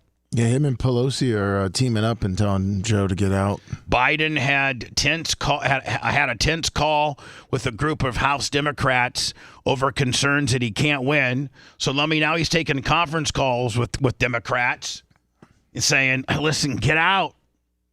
That kid, how's he? I don't think he's going to be getting anything done over the next few months. If everybody's fighting the trolls. He has to have all these meetings with his party that are begging him to, get out. He has to have those 3. You think Jill sits in on those meetings? Oh, she does the meetings.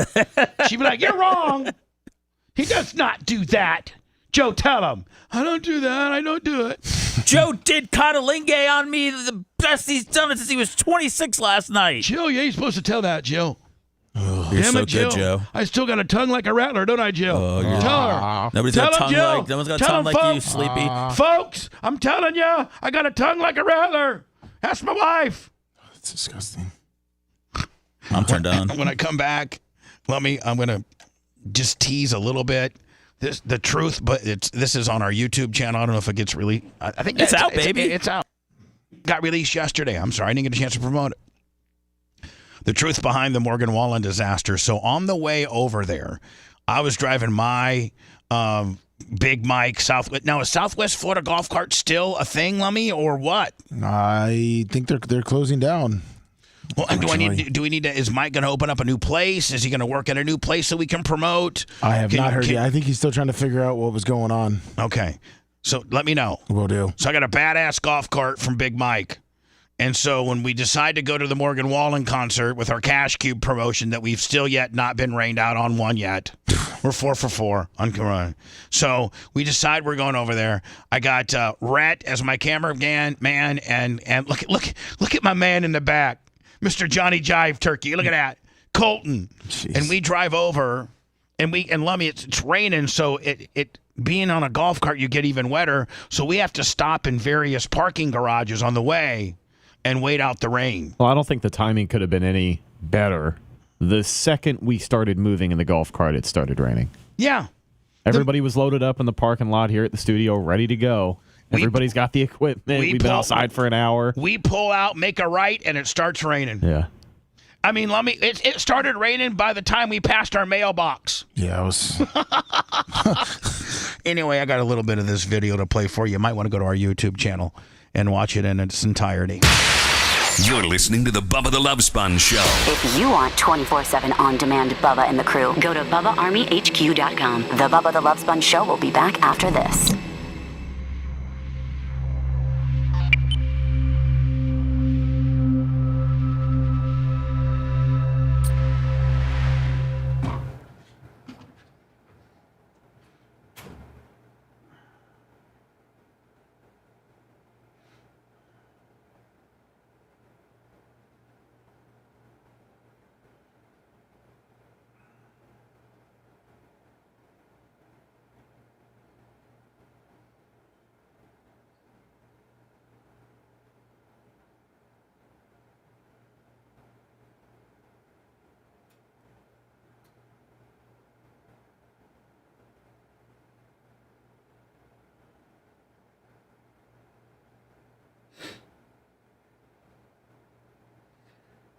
What up?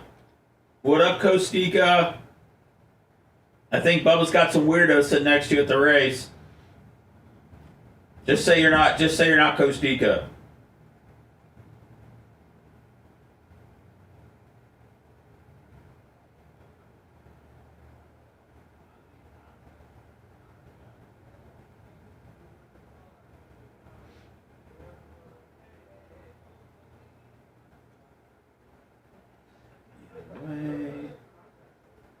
Thank you. Hell yeah. What's up, Hockey Farmer? Thanks, man. Thanks as always for the support. I appreciate it. What up, Hoss? I'm getting the cards out today, Hoss.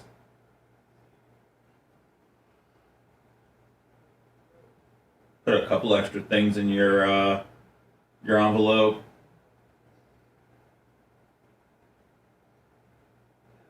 All right, text me, Nick.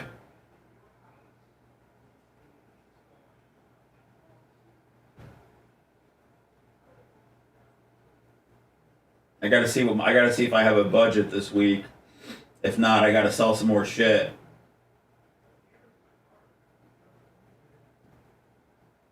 No, you're good, Hoss. I like to get everything out. I like to get people their stuff. Because it sucks waiting on your, when you're expecting something. You're probably a little bit more chill than I am.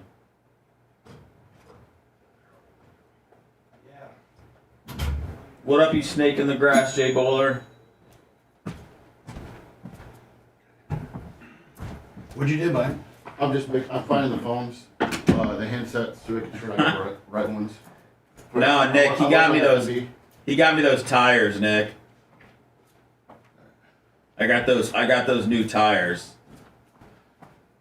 It'll come back on here in a minute. Tell Lummy to make sure I get the Rubber City air check. Okay. Card shop's on Dale Mabry, South Dale Mabry, across from Plant High School. I appreciate that, Paul. Thank you, man. Thanks for taking the time out to say that. I'm on eBay, Carlo. Nice pulled Kush. Got like 150 cards up there or something. Thanks, John. I'm trying, man. I'm trying to be Cody Rhodes. No Bluey today. Bluey's, that Bluey shirt's a little short on me. Really short. So, I might have to scale back on it.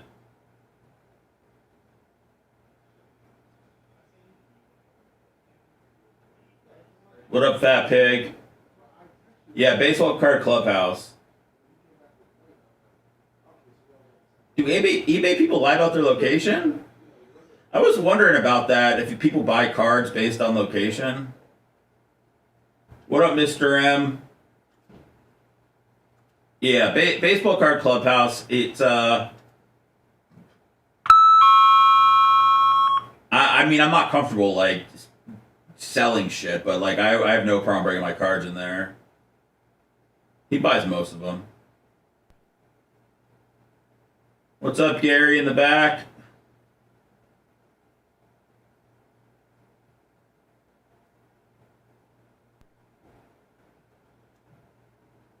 Kentucky. I like when people buy I like when Florida people buy stuff. What up, Chief Charlie? Had to make sure it wasn't Chef. Chief Charlie 215? Yeah, Chief Charlie. I almost said Chef Charlie. From the Great Philly.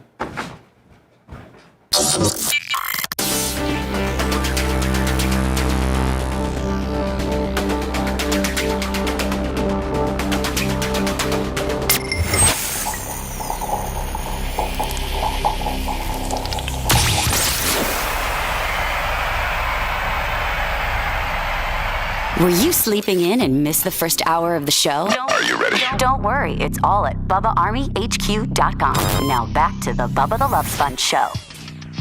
Lummy, if people were watching the show and they see the screen behind me of various pictures, whether it's stuff of my life and my son and some of the things I've gotten myself involved in, but also pictures of you and your son. And Seth, I don't think we have hardly any pictures of you on the wall. No. I mean, maybe you should give us a few. Oh, yeah, no problem. A couple of your glam shots when you were with Fisher and Boyd, you know? I mean, we got to get at least me and Taylor Swift up there. Yeah, you do. At least that. Come on now. Lummy, where would the average fan, like the guy that, doesn't have chat, doesn't really, just listens to the show, and he'd like to send, a picture of him and wearing his Bubba Army straw hat or on a Skag mower or something, or, using red line in his vehicle or his K&N filter, whatever, Lummy. Where would they send those pictures to? Bubba Army Pics, PICS at gmail.com. Bubba Army Pics at gmail.com. Yes.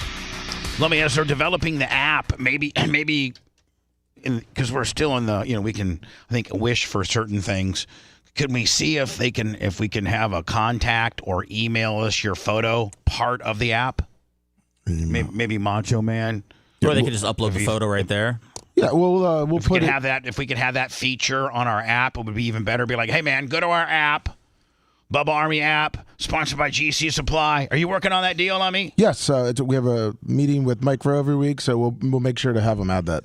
Yeah, so, no, I'm talking about you're supposed to be meeting with GC Supply or something like that. Oh, yes, that also. Yes, I am also working on that. Yeah, I thought you meant the app, sorry. Bubba, I could go through like the Bubba Army's Instagram and Facebook and pull a bunch of pictures and send them to you. Okay, great. I mean, do that too, okay, bud? I mean, I really could. As your contribution, do that. Okay. Appreciate you. You'll never run out. Well, I love you. Thank you for adding yet another responsibility that I don't have to take care of, that I know somebody's competent enough to take care of, that I don't have to worry about anymore, that will get done. That's worth at least a new set of tires. Who was incompetent before that couldn't get you pictures? I don't know. I know it's not really a big skill of mine, but I can pull just it saying, off. Nobody thought about doing it. Chief Charlie 215, $20. Lummy, if you go to our YouTube channel, which is at the Bubba Army, yesterday they released the golf cart adventure with me, Rhett, and Colton going to the Morgan Wallen concert. We were trying to game the system we had 4 parking passes, 3 of which were valid, and then I was going to try to sneak in my golf cart just for extra people, because we moved 3 people that we would have to stuff in the cars otherwise, right? Yes. I mean, we had a tight fit. Would have been difficult. But we had quite the adventure on the way over. I'm going to play a little. God damn it. I mean, the minute, the second we pull the out and we catch rape. By the way, I'm just beside myself.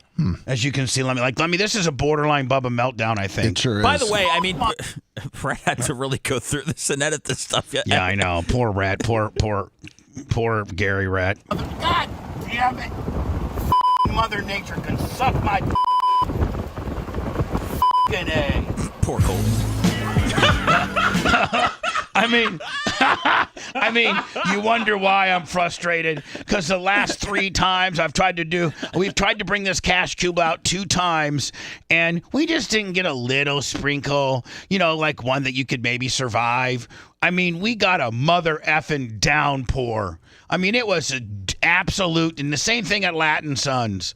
Just a straight downpour. I never thought the world was out to get Bubba until these last 3 events, and now I'm starting to come around. Actually, Seth called John Sinning yesterday and said, as much as we used to make fun of that fat ass, thinking that it was always Bubba this and Bubba that, I've worked for him, man, and even Mother Nature hates him. He's really, poor guy. Jesus. No, those guys love you. We look like the white Triz rolling in, don't we? We got the Trump truck. We got the smart car. We got Macho Man in a tank top. We got Tease. We got, hold on. This is the parking garage that we had to stop in over at International Mall, and this is like Colton. It's a crack pipe. Colton's hitting a crack pipe. Look. Oh, there you go. Okay.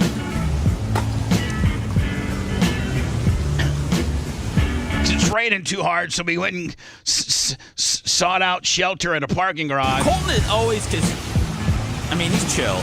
Rain on us again. 4th week in a row. Sucks. Oh, look at this right here. Now, this is the action right here. Yeah, that's cute. We're looking at chicks. We're actually looking at chicks. Is it International Mall? At the International Mall. Sorry, I get distracted by women. I'm sorry.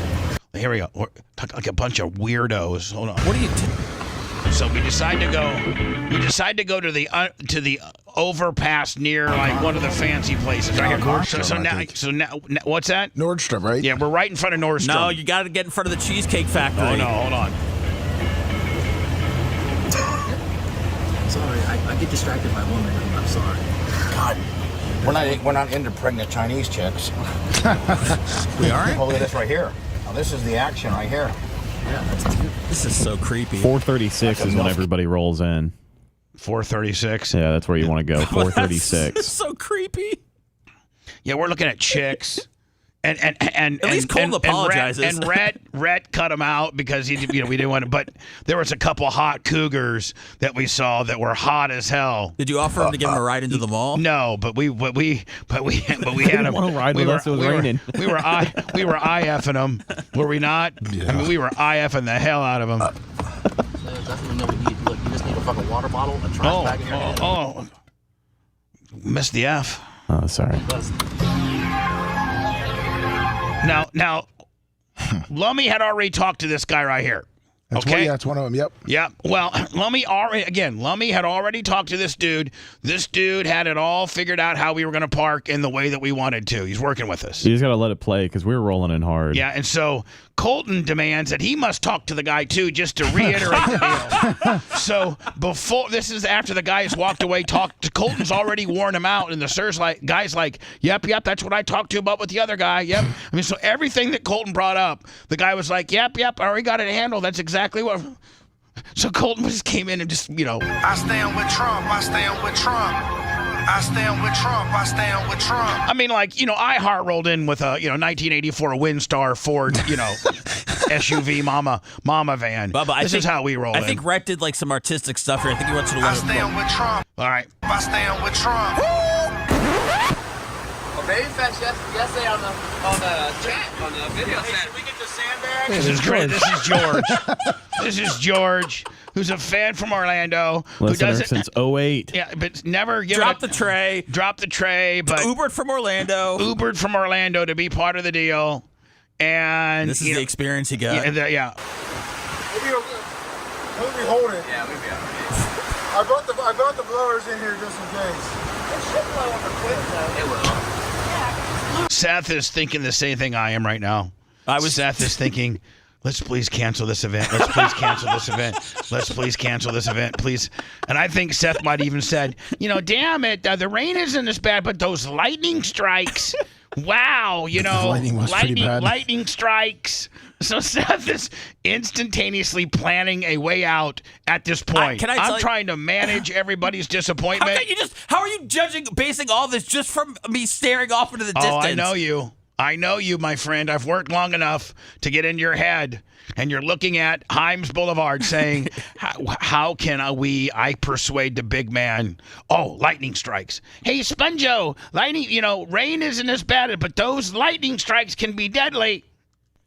Honestly, Bubba, you were so pissed, defeated. And, Big Red was helping you, and Macho's a weather guy. So I was just kind of watching you, taking it all in. But I was leaning the way you were about. Let's get out of here. It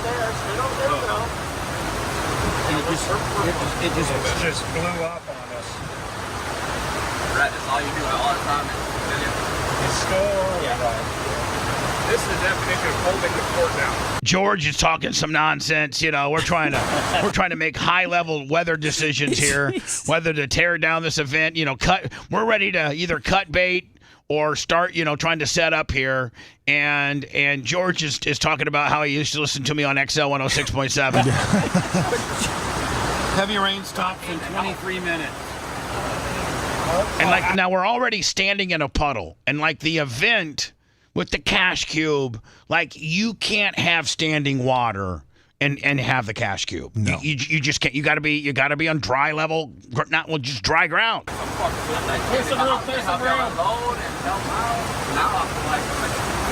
the way, the only guy talking is George, and I don't know who's listening to him at this point.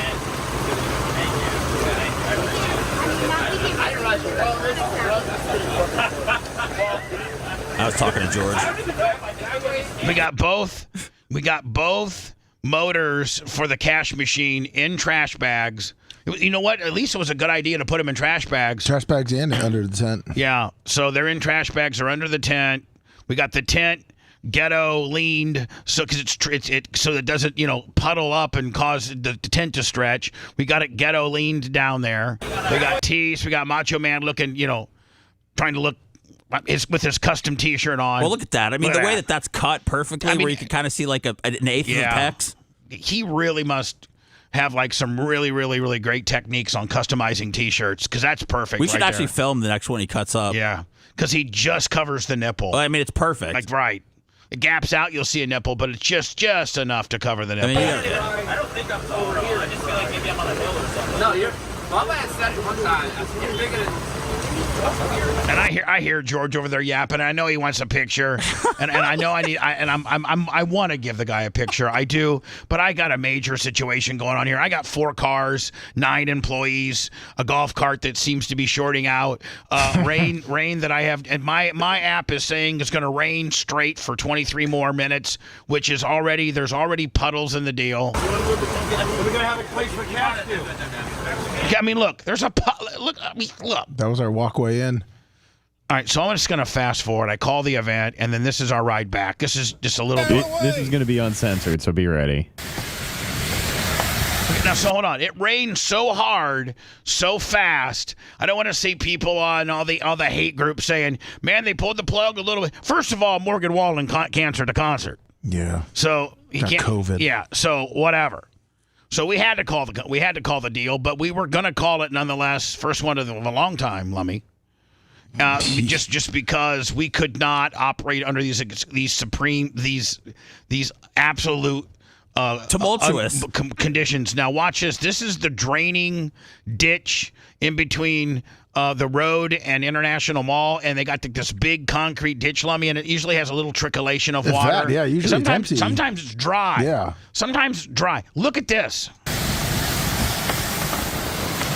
It's like a full-blown river. Yeah. Look.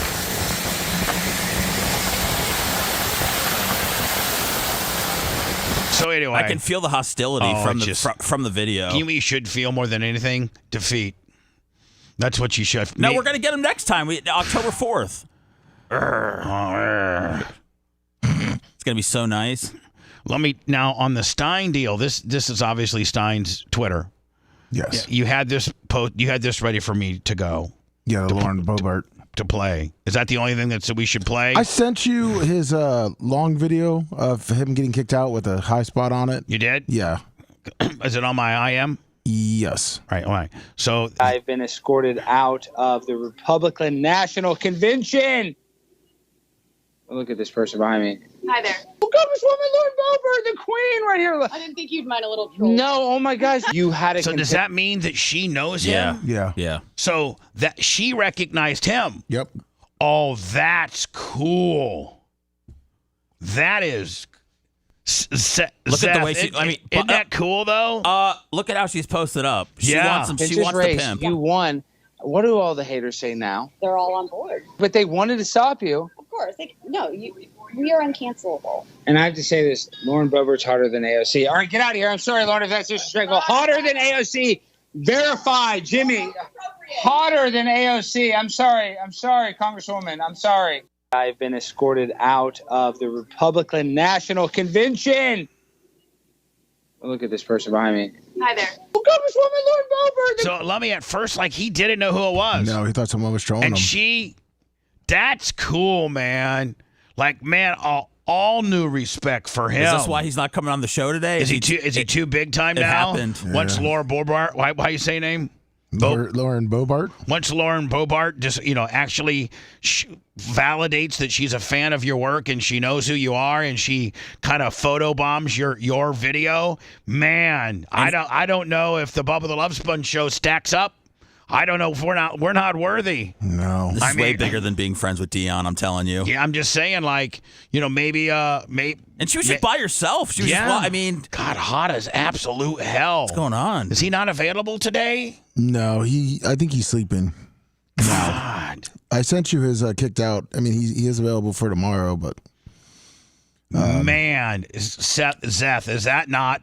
No, he did it way cool. Bubba, I think that Stein did a great job. He talked to Riley Gaines. He had there was a couple of other political people that he had on. But I mean, before he got kicked out of the RNC, he had it covered. Because he, so I guess it wasn't the Media Matter guy. Young Turks, that's the guy that he pissed off. Oh, the Young Turks, right? Yeah. Because if you go that video, 13:14. It's where that little gap is. Yeah, right there. All right. So what's this? Well, this is where he confronts kind of the Young Turks guy, because I guess the Young Turks guy was trying to get him kicked out. America, restore integrity to our borders, restore integrity. Thank you. VoteJerseyJoe.com. Good thing. Hold on. I got you. I want to apologize. I'm sorry that I interrupted your thing. Wait, are you Alex? Yes, I'm a fan. No, you were nice. You were nice about my city council thing. Remember I said, give me the Fauci ouchie, Sank? Yeah, Jack, let me call you back. It's Alex. What? Sank, what? I'm a fan. Okay, listen, brother, you can't jump into somebody's broadcast. Why That's not? obvious. Why not? He knows better than that. He didn't play this correctly. He should have said, I know.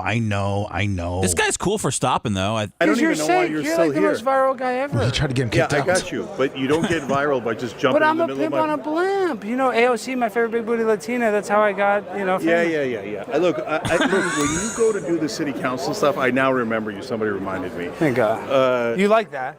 Yeah. Because you've been nice. You've been nice. know. And I'm a I fan know, of yours. I know, but brother, so that's fine. That's good because somebody gave you the mic, and then you did your shtick. Yeah, Okay. So if we ask you to come on the show and you punk, troll, whatever, but you keep it non-physical and you're on the mic, no problem. But when you jump in front of a camera, But it's a joke, Sank, no. you know, because See, literally, let me though. I'm with the dude because if I'm live somewhere and somebody just jumps in and on behind my microphone, He's with Pierce Morgan. yeah, with the Mike Calta show or something like that. Yeah. I'm just saying. Like, Alex is on the wrong side. He should babyface here. He should be like, you know what? You're right. Well, he did show up. He's like, I And want to apologize. I'm going to apologize. He did? Oh, show That was the that first got thing a he said, million yeah. hits. You know that, Sank. I You know, but I don't want everybody interrupting our broadcast to get a million. But I hits. respect you a million times, so I hope it doesn't come off as a sign of it should come off as a sign as a respect because I want to be on the same program as you. Yeah, I know. That's not. And Anna, though, I love Anna, though. Don't do it again, brother. I I don't won't. like. I think Why you is should- Anna becoming so right wing? She's not right wing. Yeah, she is, Okay, dude. I'm not having this. What? No, say I'm not. But you know she's going a Cenk, little. by the way. It's Hi, Cenk. I'm Rachel. I'm the comms director. Oh, I love you, Jane. Okay. Can we come over here and Hold chat? on. So now, Oh, man. Hold on.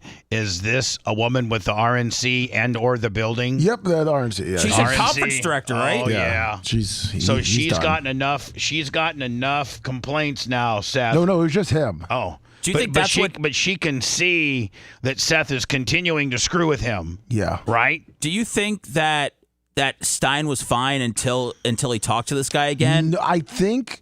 I think. Hold on. Here's my opinion. Let me. You come afterwards. Yeah. Had he made it short and said, "I apologize. I understand that jumping in on your broadcast like that is really unprofessional." And didn't bring in the clicks and didn't bring in the big booty Latina and didn't try to make it sticky, make the confrontation sticky. If he just would have been straight up and said, listen, you know what? You're right. It was wrong. I'm sorry. I apologize. It won't happen again. Big fan of your work. I watch all your stuff. I'm sorry. And it made it like a 15 to 20 second exchange like that. Yep. I think he would have been okay. Because I think the dude's pretty straight up, and I think the dude would have said, okay, cool. Yeah, but he got into his co-host, political position, and he got into the fact that this guy has watched his stuff, and he got into this is good for 1 million clicks. Like, Pimp on a Blimp didn't, unless he was trying to get kicked out, Lummy. I don't think he was. I don't think so because when you get kicked out, that means you probably can't go to the next one. You can't. Well, I don't know about the next one, but because if you heard him, I think Alex was getting wind that he was going to be getting kicked out. So he went to him, and that's why that guy even said, "Why are you still here?" Oh. But like you said, Alex should have kept it short. I'm sorry, mistake. Would you and listen in there? I've heard they're going to try to kick me out. Yeah. Will you vouch for me that I've apologized? Yep. And will you? And he may or may not. Yeah. He might because you got him on camera. He might. It's tough to say no, I won't vouch for you because that's clickbaity in itself, and the fact that such and such demands Alex Stein kicked out. But meanwhile, the guy's smart enough to know how to work. So since there's a camera on him, if Alex had very nicely said, "Hey, will you vouch for me that I apologize? And again, I am very sorry," then here comes now the RNC chick's on her way, right? I think she was already kind of behind him. So she goes, "Okay, you're out," and the dude goes, "You know what? I'm good with him. He apologized to me." Yep. Boom. You're still in there. You still got your viral moment. And you're not now, You're not talking to the conference director. Well, but here's the deal. Do you know what this conference director could potentially be? Within the RNC, she could be the person that's at the inauguration. I don't know if she works for the party or she works for the venue. She's got to work for the party. She's the C in the RNC. All right, so if she works for the RNC, that means now you're screwed for inauguration. Right? Yes. Now you're screwed for probably anything Trump does that's party related. You're screwed. Unless his Laura Trump. Now, I will tell you this: he got his credentials through Laura Trump. So, and Laura Trump is a very good fan of Alex. So maybe, I mean, listen, the chairperson of the RNC media division, Seth, Laura Trump might trump her, so to speak. Yeah. I would say for sure. And I don't know how this all works, but I can't imagine that he's going to be banned from every single, Republican Probably event. not, but he did get police escorted out. Yeah, so, and don't think that Glenn Beck doesn't now it's going to get back within the party that guy works for Glenn Beck, and Glenn Beck wants to maintain an absolutely impeccable record with the RNC. But the party has a sense of humor that he that he trolled this guy and it went viral. Luckily, the guy was a huge liberal. Lucky the guy wasn't. I mean, I know he's Young Turks guy. I know he's got a pretty big following, but thank God it wasn't like Dan Bonagino or one of the big talking. I don't know. Well, I think if it was, let me ask you a question. On the conservative side, Hannity is Shapiro. Oh. Like who's the biggest slinging D? Who's the new Rush Limbaugh? Bonagino. Dan Bonagino. Yeah, with the kicker of Shapiro and Benny Johnson. Okay. So those are the big ones. Yeah. Had he done it to that? Oh, he's done. But maybe he's got a chance with his Laura Trumpness. I don't know. Yeah. But in any consolation, I've been told that he was supposed to have a meeting with Glenn about this. Didn't you hear that? Yeah, then he flew out to Vegas, which is weird because he wasn't planning on flying to Vegas. Then all of a sudden he flew to Vegas. No, he's got a stand-up act. It got canceled, I think. Oh, because of this? I don't know. That's what I was trying to figure out. And then Seth, remember the last time he got canceled is when he brought hot dogs to that fight. I wasn't here, Bubba. I wasn't here when he got. You weren't here. Oh, you weren't here. No. Oh, I'm sorry. Yeah, his little fight thing, which cost him tens of thousands of dollars. He had a $25,000 guarantee just to show up, Lummy, with a $10,000 whoever wins additional kicker. And what'd he do? And well, his opponent was Muslim. Okay. And he went and got pork. He went and got beef. No, what do Muslims have problem with? Pork or beef? Is it pork? It's pork. Pork is pigs. Like they don't like pigs. Yeah, so he went and got beef hot dogs, 100% beef hot dogs. But, and he had the receipt and the packaging of the hot dogs to prove that they were beef hot dogs. And he went to the guy, the Muslim guy he was supposed to fight, and dumped hot dogs on top of them. Well, the guy didn't know that they were not, listen, when you think of a hot dog, what do you think of? A pork-filled hot dog, right? Yep. And it caused the guy to flip out because, pork being on a Muslim is supposed to be all bad. And the promoter canceled Alex from fighting on that promotion ever again. And he was getting his first chance to fight on that promotion with a $25,000 with a $25,000 guaranteed payday. And if he had won or done well, then he would have been in like the roster of these conservative guys that do these fights, and he'd be making a lot more money. Oh yeah. So some of these things, these stunts that Alex has done has actually cost him money. Sure has. Like quite a bit of money. And if he pisses around and loses his Blaze gimmick, then that hurts his branding. Being part of the Blaze helps his branding tremendously. But I mean, Bubba, what's it all about these days? I mean, it's about going viral. It's about getting yourself out there. And Alex he just does it on such a consistent basis. I mean, you are going to piss people off along the way, but at least he didn't piss anybody off in his own party. Yeah, he did that as positive. So, Lummy, we're supposed to talk to Alex tomorrow. Hey, before something bad happens, Brian. Yeah, what's up? We're here. We saw. I know Chinkson, man. He's a good guy. All right. Say hi to the camera, Alex. Yeah, Pimp on a Bum. Are we live right now? We are, yeah. Did you get Shank? Shank seems like a nice guy. I did, yeah. What's going on? Unfortunately, just how it was handled earlier, that's not appropriate behavior in this vicinity. So I'm going to have to. That's not corporate behavior. So I got to leave? Yes.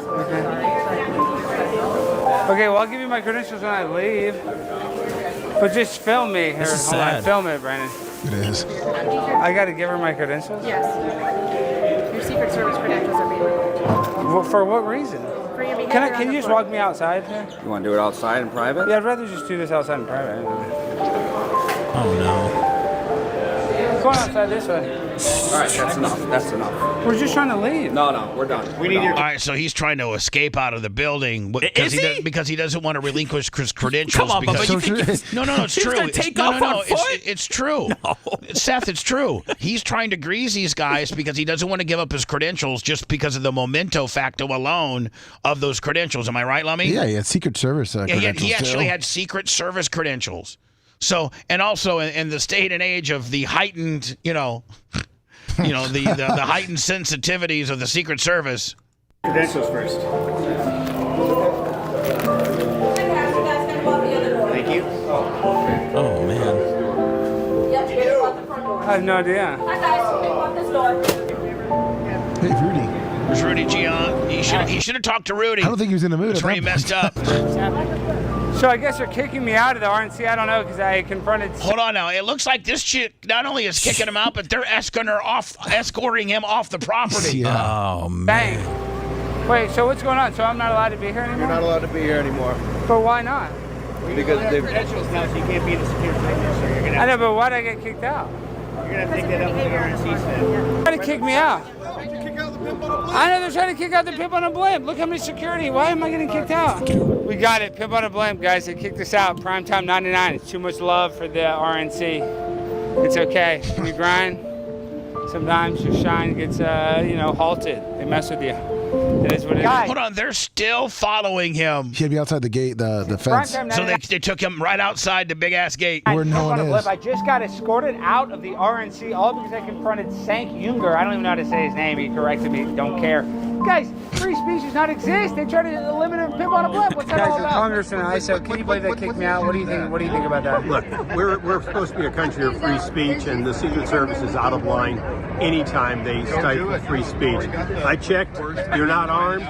You were complaining about the fact that the president got shot by inept failure by the Secret Service under this administration. God bless Congressman. Thank you. Thank you so much. We love this. The good American. Now he's bugging other. Well, and listen, at least the Bobart thing happened after it all. I mean, that's not a bad way to go out. Can I ask who you are? Pimp on a blimp, primetime 99. Alex Stein on the grind all the time. 6'3" American from Texas, just trying to spread my wings and fly. How about you?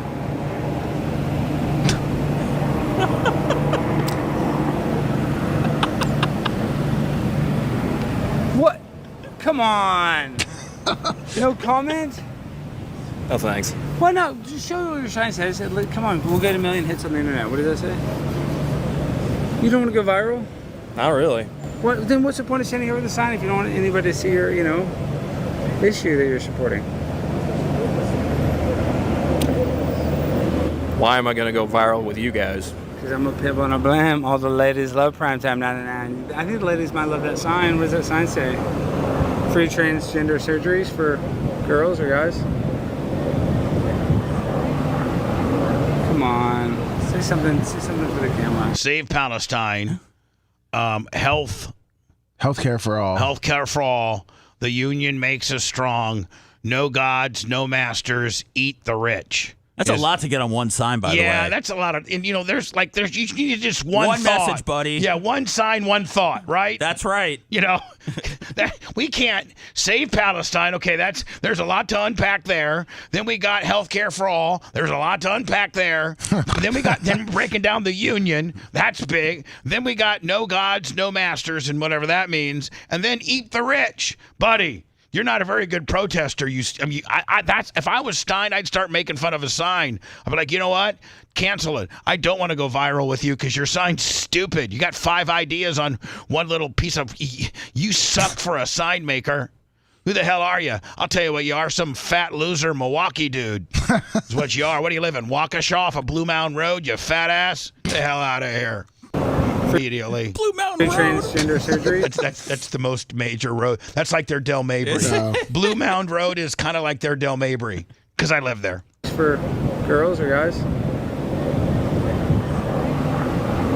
Come on, say something for the camera. Should we get one of those microphones for my camera or for anybody here that's using an iPhone? Because I have one. Mine's not the best. They make a lot better ones now, but yeah, their little lapel mics are nice, easy. You don't want to say anything? Hooks up to your Bluetooth. And then, like do the food review with it on my lapel. Yeah, you can do that. Because I gave that to Colton when he did his wrestling ones, or I let him borrow it. Why not? I'm not even hating. Come on, you're not probably not that different politically. Are you mad? No. What do you want to say? The people tell It's like Fat Rat here. No comment? Jeez. I mean, Rhett would mop the floor with this guy. This guy's soft. No comment? No comment. Afraid to speak. I don't know. Come on, Dragon. I don't know. Why, Dragon, why don't you like Donald Trump? I think we got to get going. Why don't you like Donald Trump? Which one is Trump?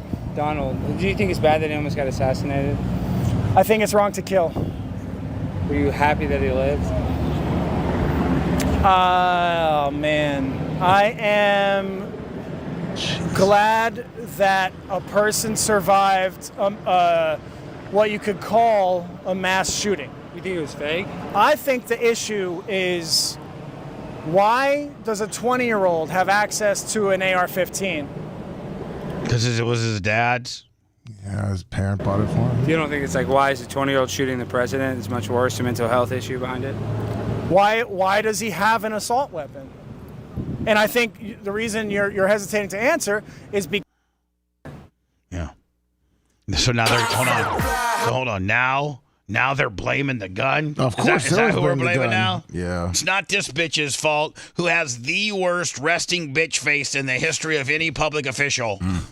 Don't you think after they did Kim Cheadle's, official ahead of the Secret Service pictures, that somebody in her staff didn't say, hey, can we tell Kim to maybe do something with the hair, maybe a little bit more makeup and not such a resting bitch face, maybe a little bit of a smile, and we'll come back tomorrow and shoot again because the pictures that we got here, she looks like the biggest bitch ever. You think she was trying to look badass? Yeah, maybe. Because I don't see any picture where she's smiling. Yeah.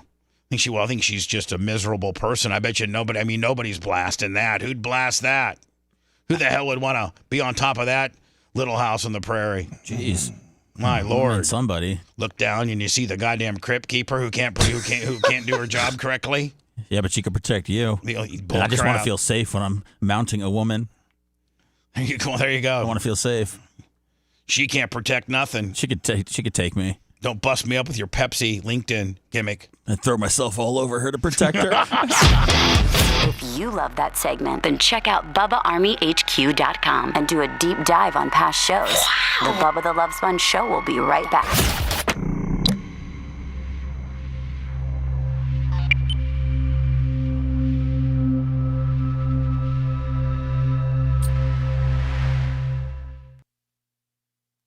We're getting it on. I feel the, what's the word I'm looking for? I just feel all the awkwardness from Stein's thing. At the Like end? they just like sucked the wind out of his sails. Oh yeah, the minute they told him to take off his credentials, Yeah. it looked like he was like, I'm fucked.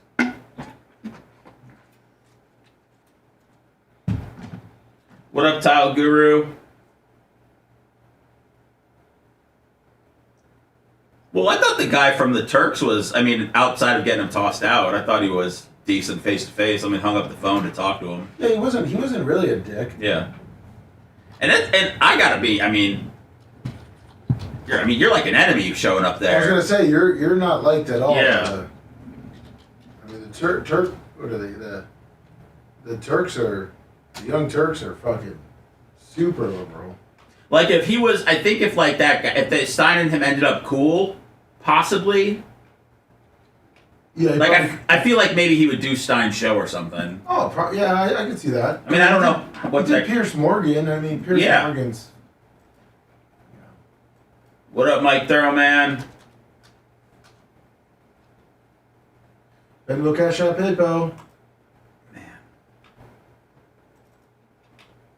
Well, man, he talked to Bobert. That's all that matters. And he talked to Vivek.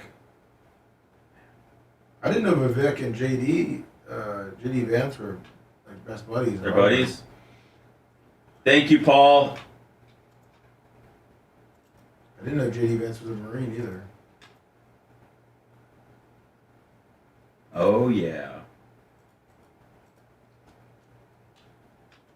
What up, John A?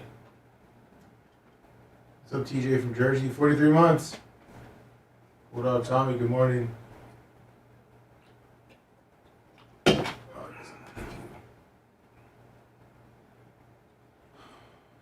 What up, Buck?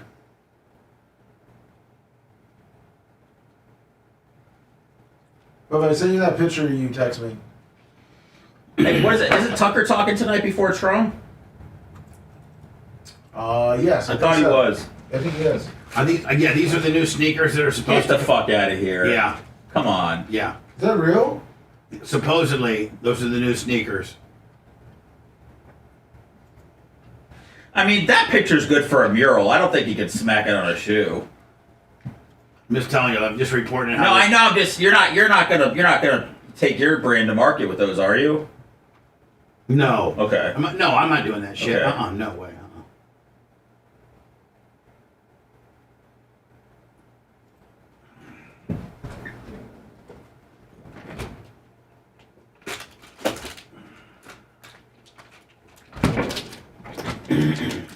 Archer Pitt, 73 months. I saw Ron DeSantis do the Weekend at Bernie's line. He looks angry as fuck, man. The Weekend at Bernie's one was pretty funny. Yeah, no, but Ron, like, he runs hot, man. Does he? Dude, watch it without any fucking audio and just watch him. Okay, it looks like I it's can see Hitler. that with the face. He does look a little angry. What's up, Ryan? Good morning, Jamie. Ryan, I put a couple Braves cards in your package, man. Oh wait, Steve, the grumpy old man. Threw a Michael Harris rookie in there, and then another. It's called a negative refractor. It's like black and white. Oh, you like her, Dan Wiz? Morning, Big Buck.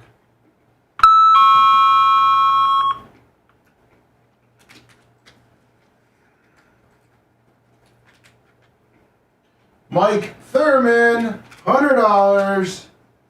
Thank you, buddy. Mike Thurman, $100. Yeah, for the monster truck, boys. Thank you, Mike. What's up, Internet Frederick? Make sure you do it on the air. Will do.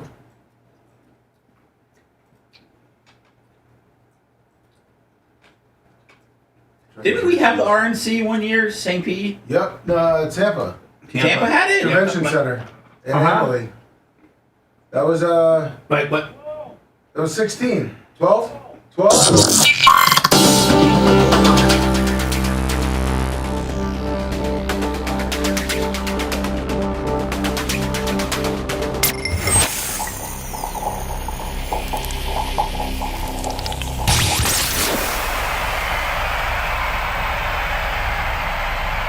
He's the biggest export from Warsaw, Indiana. Oh, yeah! Bubba the Love Sponge. Now back to the Bubba the Love Sponge show.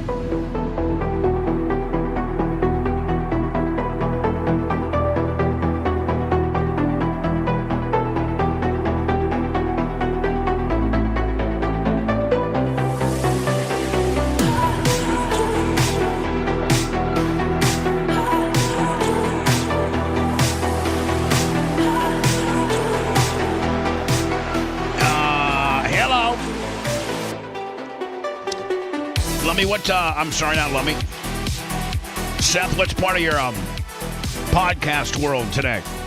Loner and Stoner. Loner and Stoner, wherever you get your podcasting, including our very own YouTube channel. Our YouTube channel has a podcasting division. Click on it. Download Willie. Mike Thurman. Say it again. Mike Thurman, $100. Super chat. Thank you. Seth sent this to me today, and it just goes to show you the uncertainty in Tampa radio. Well, I just know everybody was, making fun of you for the Orlando thing and talking about, going Spanish, and this was just to kind of show that's where radio is. Well, it shows you where. You know what this? Do you know why this is happening? Do you know why radio stations that used to have one Spanish-speaking station. And Immigration illegally? The open border? No, the open border. Yeah. I mean, the open more. It's creating radio jobs? No, it's creating people that want to hear Mexican radio. It's creating Mexicans that want more than 2 channels to choose for. Now, I never for the life of me would think that Tampa. Here's what usually happens on a format flip. Just to give you a little radio programming strategy 101, Seth can agree or disagree. Been doing radio for nearly 40 years. When you have a radio station that changes formats, usually the first trigger or indicator is, one, your station's not doing too good. You're like almost every format has 2, sometimes 3 different variations of that format. Like, for instance, in Tampa, if you want to go rock, you got Eagle 107.3. You got 98.7. You got 98 rock. And then, Lummy, Q105 gets a little rocky at times. It's more of an 80s kind of deal. Yeah. If you want top 40, God, really, the only top 4 since 101.5 flipped. I mean, 94.1, 93.3. Yeah, that's it. 93.3 tends to skew a little less ethnic. 94.1 tends to skew a little more ethnic. That's it. So Magic still plays some top 40 stuff, but do they? Yeah. So just up until a couple days ago, Clear Channel, iHeart had the 95.7 The Beat, and they had I think the Ricky Smiley syndicated morning show, and then it was the best. And the thing about them is they tended to be a little bit more urban than 94.1. You know what I'm saying? That was their jam. And it's been ebbs and flows for them. They've had some really good books. They've had some really crappy ones. Lately, they've been on a crappy streak. And so usually a company will change a format when you see other people and you add the share up and be like, let me see here. Top Rock has Eagle, which they got a 7 share. 98 Rock's got a 5 share. 98.9, 97.9, or what the hell it is. They got a 3 share. Wow, there's 20 shares. That's a 20 share format. But when you look at Hispanic here in town, you got 95.1, Lummy, with a 1.9 share. And you got the formerly just now most recently switched about 2 years now, formerly 97X, a frequency that's very dear to Seth's heart, formerly 97.1, 97X, which was always Cox owned in an alternative station. Probably musically one of the best stations in Tampa's history, as far as just being really about the music. Oh. They were at one time when Shark was really on top of it. 97.1 was very well programmed. It really was. Yeah, 97.1 was probably one of the top 5 alternative stations in America. Well, it was tough back then when you had an 11,500 watt, stick, and there was no internet, so you didn't really have, any apps or anything like that. So, but they grind, man, and they started the promotion, the franchise, the next big thing. So their NTR, the non-traditional revenue, they would do so well with that concert that they had established a franchise to that concert pretty much could pay the entire bills for all the year. Yeah. And then whatever advertising they got, which was quite a bit when they had a morning show with Seth, when they had a morning show, and then the music and the promotion and the imaging was tight the rest of the day. It was good. It was a good station. It really was. It gave 98 Rock a little bit of run for its money a few times. But if you're 95.7 and you're iHeart and you're looking at the share availability of Hispanic in Tampa, you're looking at a 1.9 share and a 1.1 share. Nobody's killing it. Unless they foresee, are they foreseeing that we're going to get another, couple 100,000 Hispanics in the Tampa Bay area in the next year or two? And this Hispanic pie continues to grow far larger than the African American pie that you're currently, formatted towards. Yes. So, I mean, it's now official. We have, and I think 95.7 is a pretty big signal. I think it's a pretty big signal. Yeah. Oh, yeah. And basically, they already have this format that they're running in their Sarasota market. It's called Rumba. So what they're going to do is they're going to steal it from their Sarasota 106.5 and 102.9 repeater, and they're going to put, boy, the people of Sarasota, Lummy, that were listening to Mexican music, all of a sudden they're going to get thug-ass urban music, and the people in Tampa that used to get thug-ass urban music are now going to get, the Hispanic Willie. Well, because there's going to be a lot of messed up people. Well, before Spanish, 106.5 was country. Yeah. So it went country to Spanish.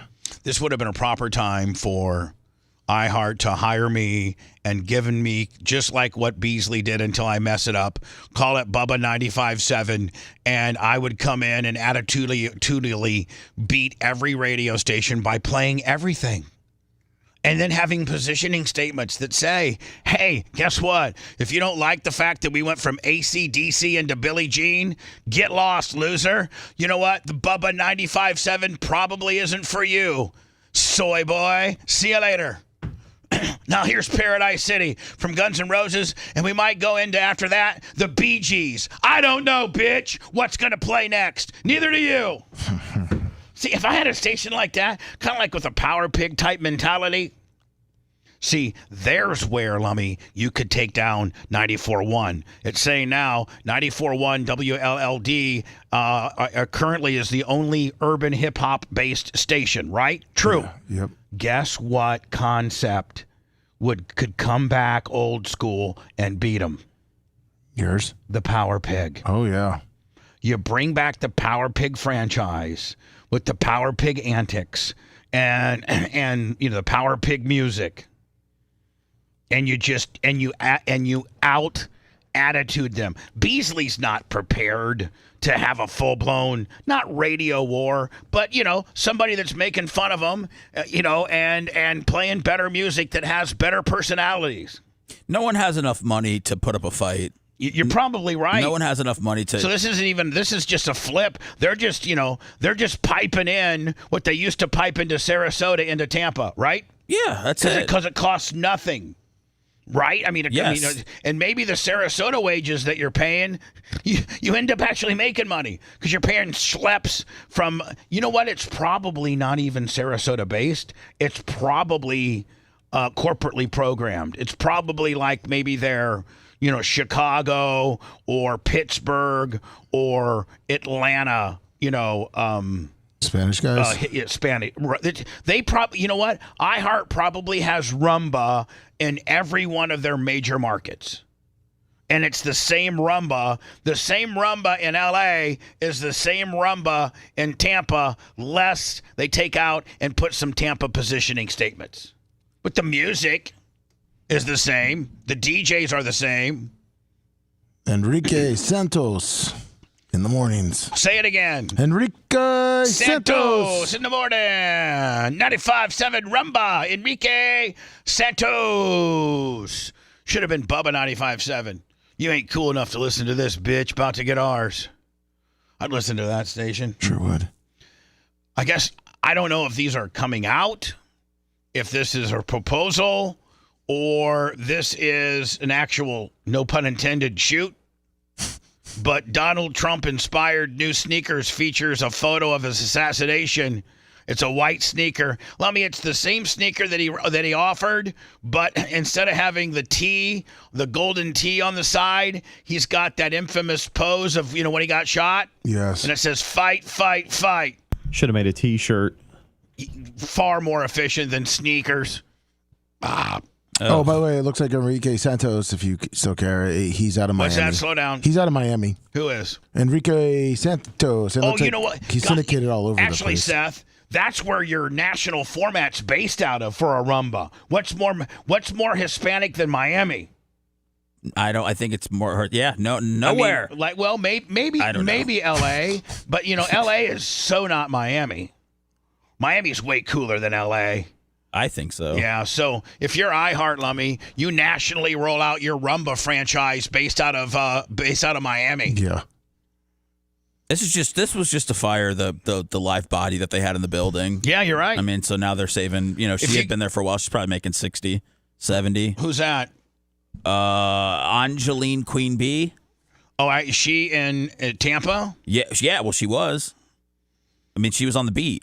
Right, where's she going to end up? She got fired, I'm sure. Who are the former radio people on the beat? I know they syndicated Ricky Smiley in the morning. He's gone for now. That's 101.5. I think he still does it. Does he? Was Steve Harvey in the morning on 95.7. Oh, okay, yeah, you got to get rid of Steve Harvey. He's like, please. Like Steve. You do Family Feud. You got your own television talk show. Like, do you need radio too? Like, come on now. Give some other cool black guy an opportunity to be, syndicated. No, stop. You're taking too much of the black guy pie. People want People want more Steve Harvey. I don't know, man. They sure do. So anyway, iHeart is rolling in Rumba and rolling out God, Lummy. Somebody just give me a radio station. I'll come back with the Power Pig. You got a station right here, man.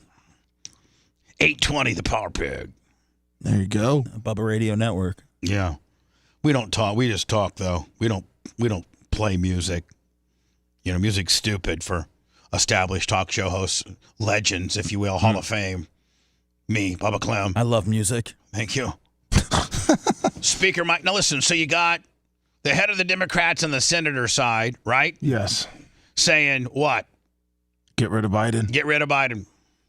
Now you got the Speaker of the House is calling on Secret Service Director, resting bitch face, Kimberly Cheadle. He's saying she needs to resign.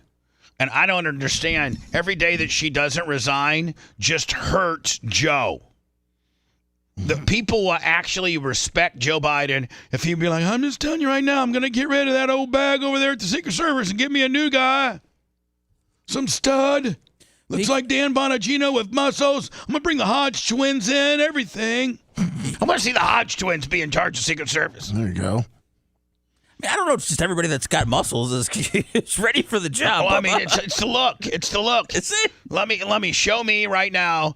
Dan Bongino's head. Okay, this right here that we're looking at with Kim Cheadle is her, I think, official government picture. Yes. Like when they're like, hey, see all the heads of everything from whatever. From the U.S. Postmaster to the U.S. Secret Service, everybody that's in charge of an agency has a press photo for them to be able to roll out to the press if something is going on. I sent you one. And so this isn't like they caught her at the mall or they caught her, this is a posed for and professionally shot. Yeah. Now, you want that as your head of your Secret Service, or you want that dude? I want that dude. Look at that guy's traps. Just his traps alone. Guy screams badass. Here, this is screams resting bitch face. This screams badass. Please know that this guy right here did 12 years as a Secret Service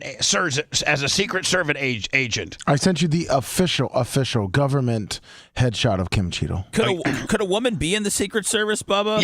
Yes, there can be some. Yeah, but she's got to look like Dan Bongino, or better than that. Well, she's got to be tougher than this. This bitch, she ain't popping no muscles. She ain't doing nothing but looking like a resting bitch face. Now there's the head of my Secret Service. That's right. Right there. Dan Bongino. Or the guy I've been talking to, Lummy, who just got out. He's jacked up too. But I can't say his name because, I've been getting a lot of my intel. Hey, am I not? You are. Am I not the first person to report that the sniper team that killed the bad guy wasn't the team behind Donald Trump? Yes, you are. Is that the confirmed story now? Oh yeah, it's confirmed. It's confirmed. Really? And I was by far because I got it from my guy. I have a guy that worked for the Secret Service. He just retired a few years ago.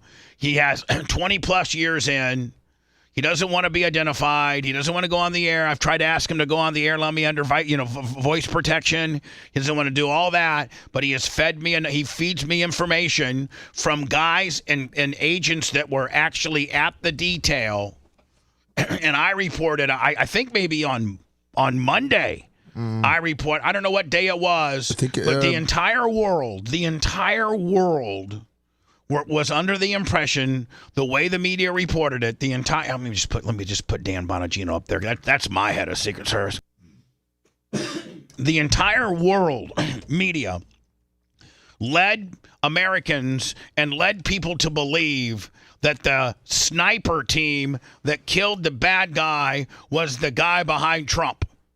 And I got on the air and said, no, he was killed by a different sniper team, not that one behind Trump that every news source was reporting was the one that killed him. I sent you the short. You did? Yeah, that Gary and Rhett did.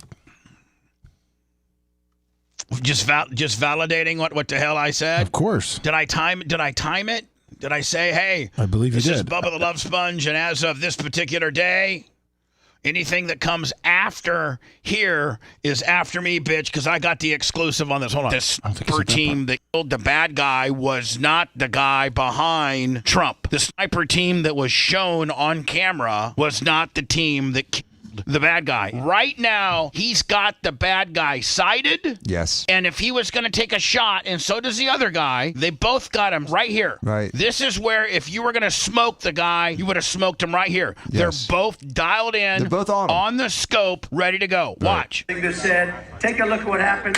See, then he looks up almost because the guy made a change of direction or started to fire. Now he's behind the 8 ball. He can't catch up now. Right. And by the time he can catch up, the other team now has hit him. And the other sniper to the right of him looks like he's looking down and retreating, like taking cover. I don't know that I've seen any media source report that the sniper team that killed the bad guy was... I mean, the only way we can make this better is if we put like a little date on it. Okay. July, whatever day, 7:55 a.m., Bubba first to report. Yeah, that's probably too much work for the boys. So whatever. But I was the first one to report it. You were. I'm happy to be working with Steve Inman. What a legend. He's a stud. He is. All right, thank you, Rhett, and to Gary for coming up with that short. Can you get this square-headed guy off your computer? I can't stop staring into his eyes. Dan Bongino? It's Bubba's guy. I don't know. Bubba. I mirror Bubba's computer over here, and it just got this my whole screen is taken up with his head. Oh, I know mine too. It's Dan Bongino. Look at those trap. I want him protecting me. Look at that trap tie-in. That's a trap tie-in right there, Kyle. Yeah, no, you gotta have a head shaped like that if you want to run the Secret Service. You do. That head's seen some things. Lummy, we got a teacher. We got an African-American grown man that's impregnating students. Yeah. You're all for that, right? That's no. No. Male on female, no good. We are the very first to say that we have a very hypocritical stance on our relationships with teachers and students, and we are not cool with, but don't get as heated and mad as that hot female teacher that messes around with the starting quarterback. Like, we don't have a problem with that. No. But we do have a problem when it's vice versa and it's male teacher on female student, because we feel like, a male could physically overpower a girl and potentially rape her. Whereas if you're a 15-year-old Lummy, really, really horny dude, chances are there's not a female teacher that can actually take it from you. Yeah, no. There's no way. Right. This is a former teacher. I mean, I know we'll get into all of it next. If you want 24/7 on-demand Bubba and the crew, go to BubbaArmyHQ.com. Right now. The Bubba the Love Sponge show will be back after this.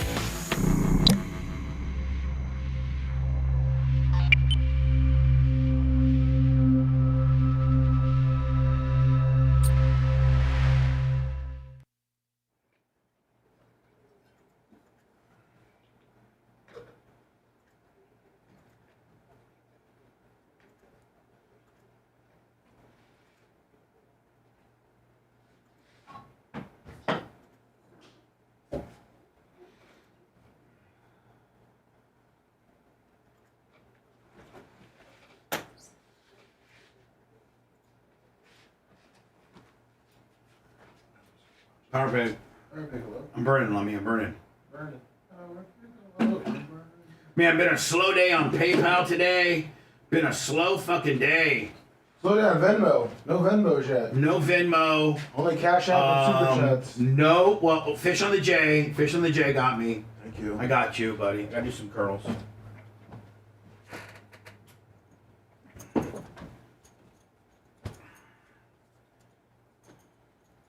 I do like doing curls because then I can look at the pictures. Yeah. Look at that nice Nova. Fucking 72 Nova. I love the Novas. What's that Nova got in it motor-wise? Hemi? No. Got a 350.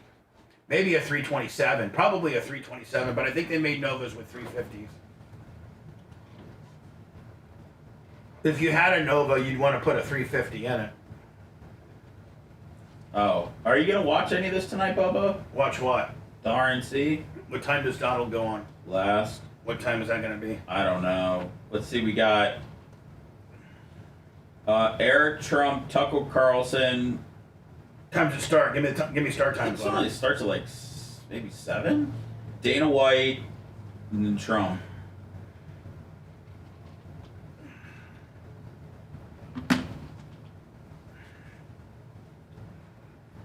Smoothie King, I get the peanut power plus with chocolate, or I get the nutty super grain.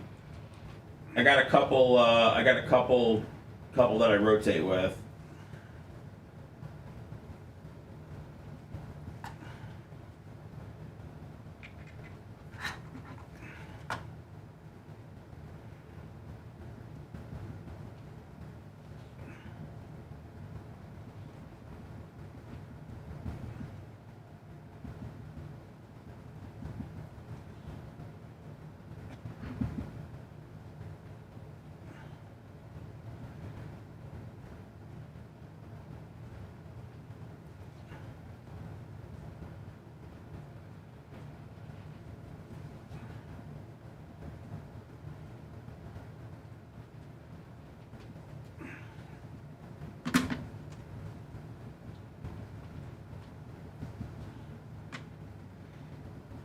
Thank you, Mark. Appreciate that, man.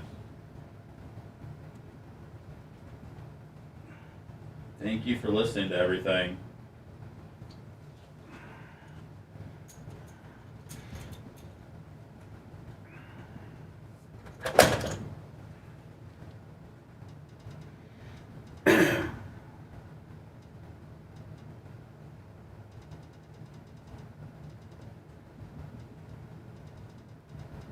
This is fucking unbelievable, man. What, buddy?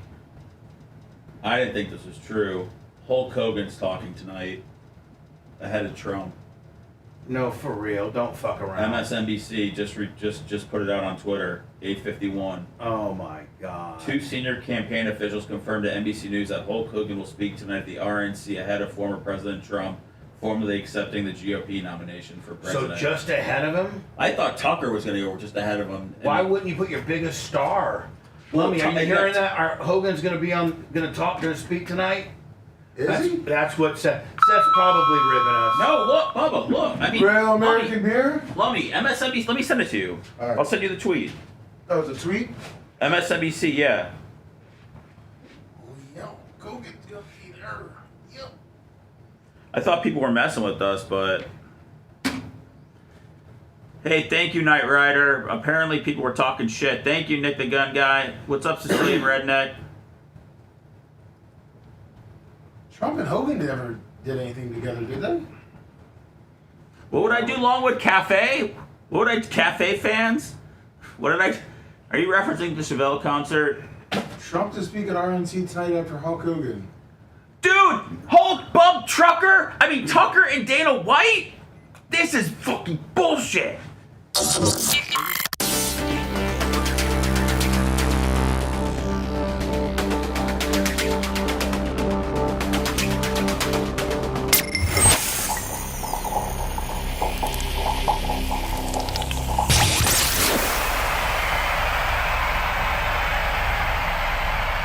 He's the biggest Longhorn Steakhouse groupie. It's the Bubba the Love Sponge Show.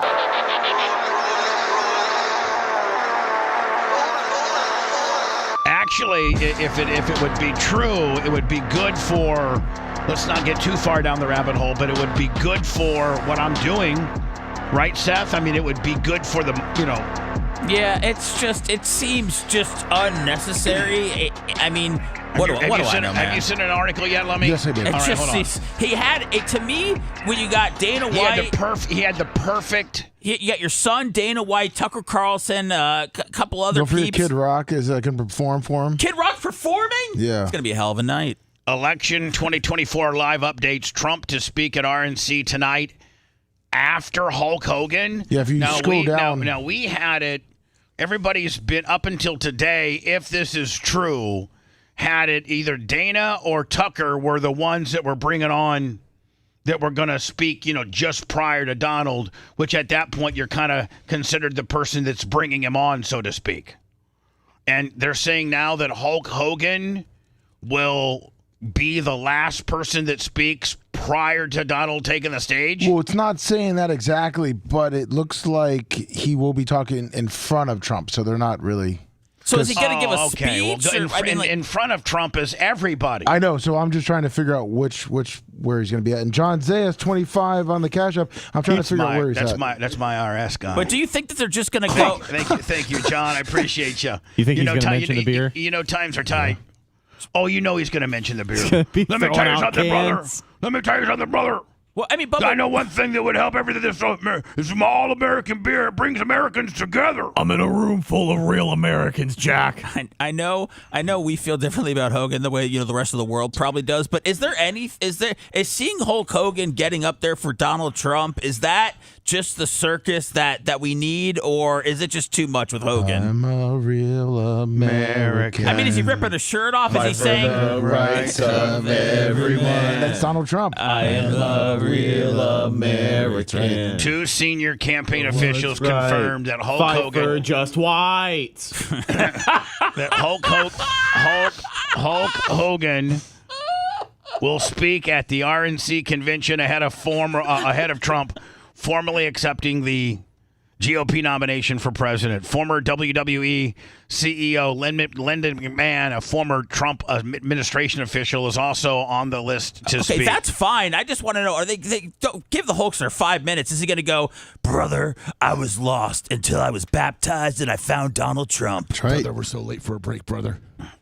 Are we late? We're way behind. I'm back at FNB doing work and let me slacking. We're not really that behind. We're kind of right on. We're kind of. No, we're not. We got 7 and 8. It's 9:45. Shut up, Macho Man. I know what I'm doing.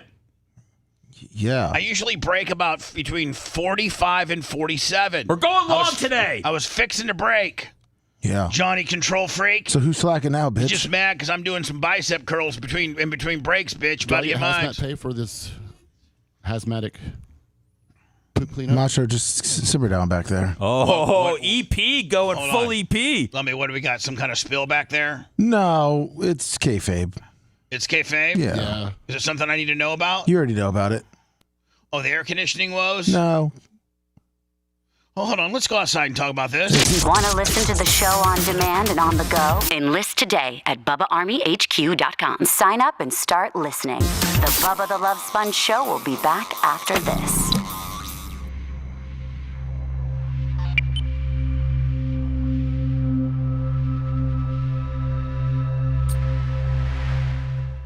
Let's put some fucking traps back there. That's what he's doing.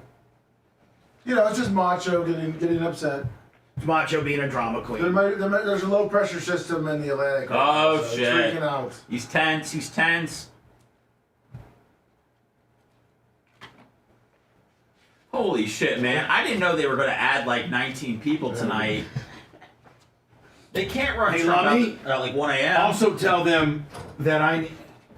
I gotta take some off the air. Oh, that's fine. I know. I already cleaned it up. No, but I got something to tell you. I am a real American. Fight for the rights of every man.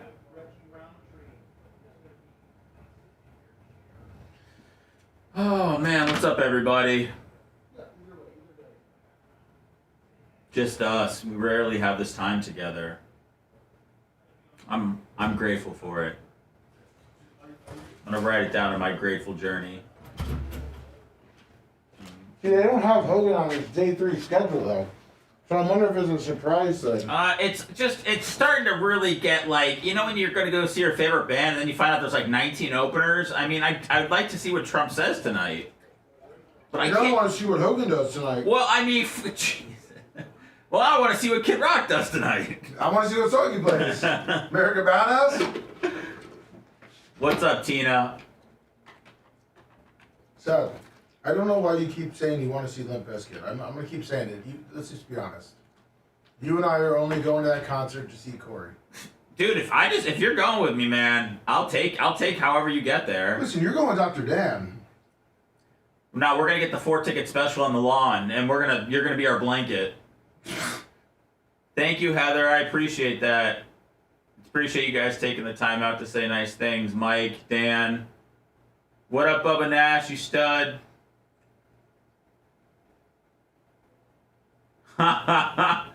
You should, man. They you know, some of their prices are a little high, but it's got mostly everything. Let me tell you something, brother. No, people were typing in that Hogan was speaking, and I thought they were fucking, and I Googled it, and there was nothing, but then I went on Twitter, and it was there. Oh, I Googled it? I mean, yeah, I binged it. It came up like instantly. What up, Mitch? What's up, Brian? And so everything must be just hitting the, What up, Bright Farm? You know what? See, that's where Stein fucked up, man. He'd be at the RNC, Hulk Hogan would have been there, and Alex Stein then could have confronted him there. Instead of what he's normally, you know, keeps wanting to go to his bullshit place. What's it? Is it a shoot? No, it's a shoot. I'm just trying to find when he's actually. It's a shoot. What up, Kimmy? Well, that's gonna help my situation. What's up, DDP? Thank you, Daniel. Thank you, Daniel. That's fucking awesome. I love the podcast comes. What up, Big E?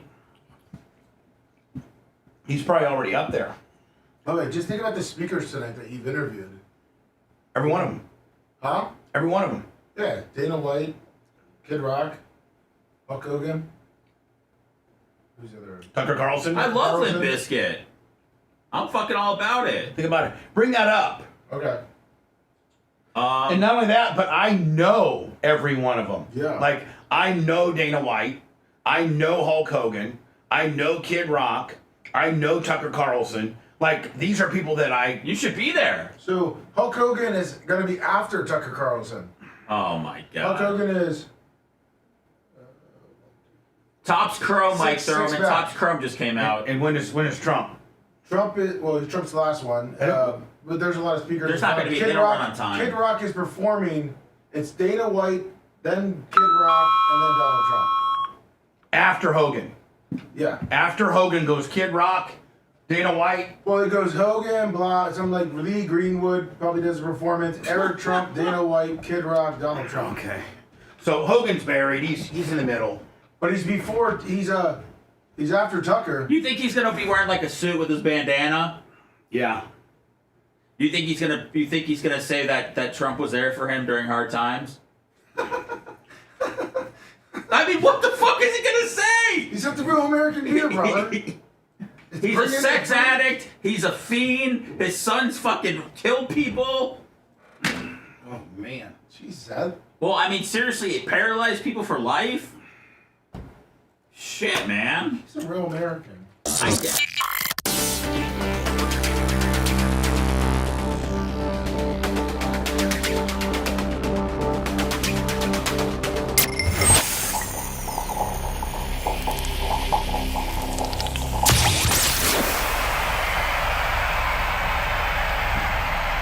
After the show, make sure to check out BubbaArmyHQ.com. It's all things Bubba 24/7. And now back to the BRN.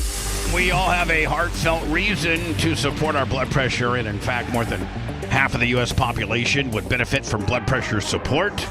Super B Heart Chews are an easy and convenient way to support healthy blood pressure, and they promote heart-healthy energy paired with a healthy lifestyle. The antioxidants in Super Beets are clinically shown to be nearly 2 times more effective at promoting normal blood pressure than a healthy lifestyle alone. 30,000 5-star reviews and counting. 120 college and professional teams use Super B Heart Chews. They're a convenient way to support healthy blood pressure. They're plant-based, and they're easy to add to your routine. No pills to swallow, no ingredients to mix, nothing. Double your potential with Super Bee Heart Chews and get a free 30-day supply of Super Bee Heart Chews and 15% off your first order by going to getsuperbeets.com. Promo code Bubba. That's GET Super BEETS.com. Promo code Bubba. Promo code Bubba. Thank you. It is verified. I think we've verified it. Breaking news. 100% verified. And Bubba, there's many people on here that you know. Here's the thing. If you look at the people that are going to appear tonight at the RNC. Last day, too. I haven't interviewed them. Like, I know them. What'd you do with Kid Rock? Me and Kid Rock, man, when he used to do the 98 Rock livestock deal, I would go hang on his bus for like 2 or 3 hours before he performed, and he'd come to my bus, and he'd always make sure just I was drinking, smoking weed and stuff. And just stuff. Yeah, chicks. Didn't you witness a huge fight in front of him too? In fact, me and Hogan were at the Universal Studios opening of, I think, maybe the Aerosmith ride or so. I don't know. And Scott Stapp from Creed was there. Kid Rock was there. I was there with Hogan. And I had just talked I was syndicated into Orlando. And I had just talked some crap about Scott Stapp. And so he came up to me and got up in my face. He's like, "Hey, man, I heard you talked about something." I'm like, "Yeah, what's the big deal?" And Hogan kind of had my back, and so we were kind of like the radio wrestler tag team, and they were kind of like the Rock tag team. And so Scott Stapp turned to Bob, which is Kid Rock's real name, and said, "Bob, you gonna help me out here?" And Kid Rock said this: "My name's Bennett, and I ain't in it." I swear to God, on my son. He was a full-on rapper back then, you know? He was like, me and Hogan are kind of giving Stapp a hard time. Like, what are you going to do about it, Scott? Like, seriously. And then Scott Stapp turns to Kid Rock and says, "Kid, what, you going to help me out here?" And he goes, "My name's Bennett, and I ain't in it." Well, remember, Stapp and Kid Rock had an orgy together. So yes, he did. Kid Rock's gonna play tonight. I know Kid Rock. Tucker Carlson's gonna talk today. I know Tucker. Hulk Hogan's now planned to talk. Crazy. Yes. I know Hulk Hogan. Dana White. Dana White's going to talk. I know Dana White. Do you know Lee Greenwood? Don't know Lee Greenwood. Proud to be American. Is Lee Greenwood singing tonight? I think so. I sure hope so. Be an American. Where at least I know I'm free. I mean, then Hogan comes out, smashes the beers together. Woo! They Should bring Dana Stone White Cold Kid too. Rock. Hogan said that he wants he needs 20% of the all concessions. Oh, sorry. I need 20% all concessions to come on in here. I need my Ted Turner type TNA deal. Or I'm sorry, Ted Turner WCW deal to come in here and do it. Otherwise it doesn't work for him. I got to tell you, man, Hogan being after Tucker, that's huge. Puts him in a pretty huge deal. Oh, that's a big letdown, dude. That's like seeing Hoobastank after Metallica. Not for me, though. Not in what I'm trying to sling right now, right? It just makes him more pop culturally famous and makes my piece probably even better. Kind of makes Hulk Hogan the real, American hero again. Real American is ass his old. I just don't know what he's gonna. I don't know what he's gonna say. Who cares? He's a huckster to shuckster. I don't know. Just like him, a grifter, if you will. Yeah. A huckster, a shuckster, a snake oil salesman, a grifter. Where do you think I learned it all from? Where do you think I learned this ability to shake people down from? Let's get to Milwaukee immediately and shut this down. Bubba the Love Sponge. Hell, I'd be treated like Alex Stein if I walked up in there. I wouldn't even be able to sniff the place. I'd be outside with the Democrats protesting. We're out of here. Go get Stoner and Loner. It's available to podcast, I think, right now. A little bit. Stoner and Loner in our podcast world, which is Tuttle and Colton. We'll have that up later, within the next hour or two. Tomorrow's Friday. Woo! We'll see you later. Thanks for letting me finish. You've been listening to the Bubba the Love Sponge Show, starring me, Bubba the Love Sponge. Co-host and show historian, Lumet. Co-host Dr. Dan Diaco, Esquire of Council. Co-host J. Diaco, Esquire, the Spitting Cobra of Council. Brett, the Filthy Ginger video editor. Yeah, back here wiring up. It's Mini Macho. The BRN agent, Thomas Buttoned Up B. And for everything else, go to thebubbaarmy.com. Now, time for the legal disclaimer. Exactly. The Bubba the Love Sponge Show is intended solely for the enjoyment of our listening audience. Any rebroadcast, retransmission, or other use of this show without express written consent of the Bubba Radio Network is prohibited. We must dissuade him of this delusion. Until next time, always remember. I'll repeat hello.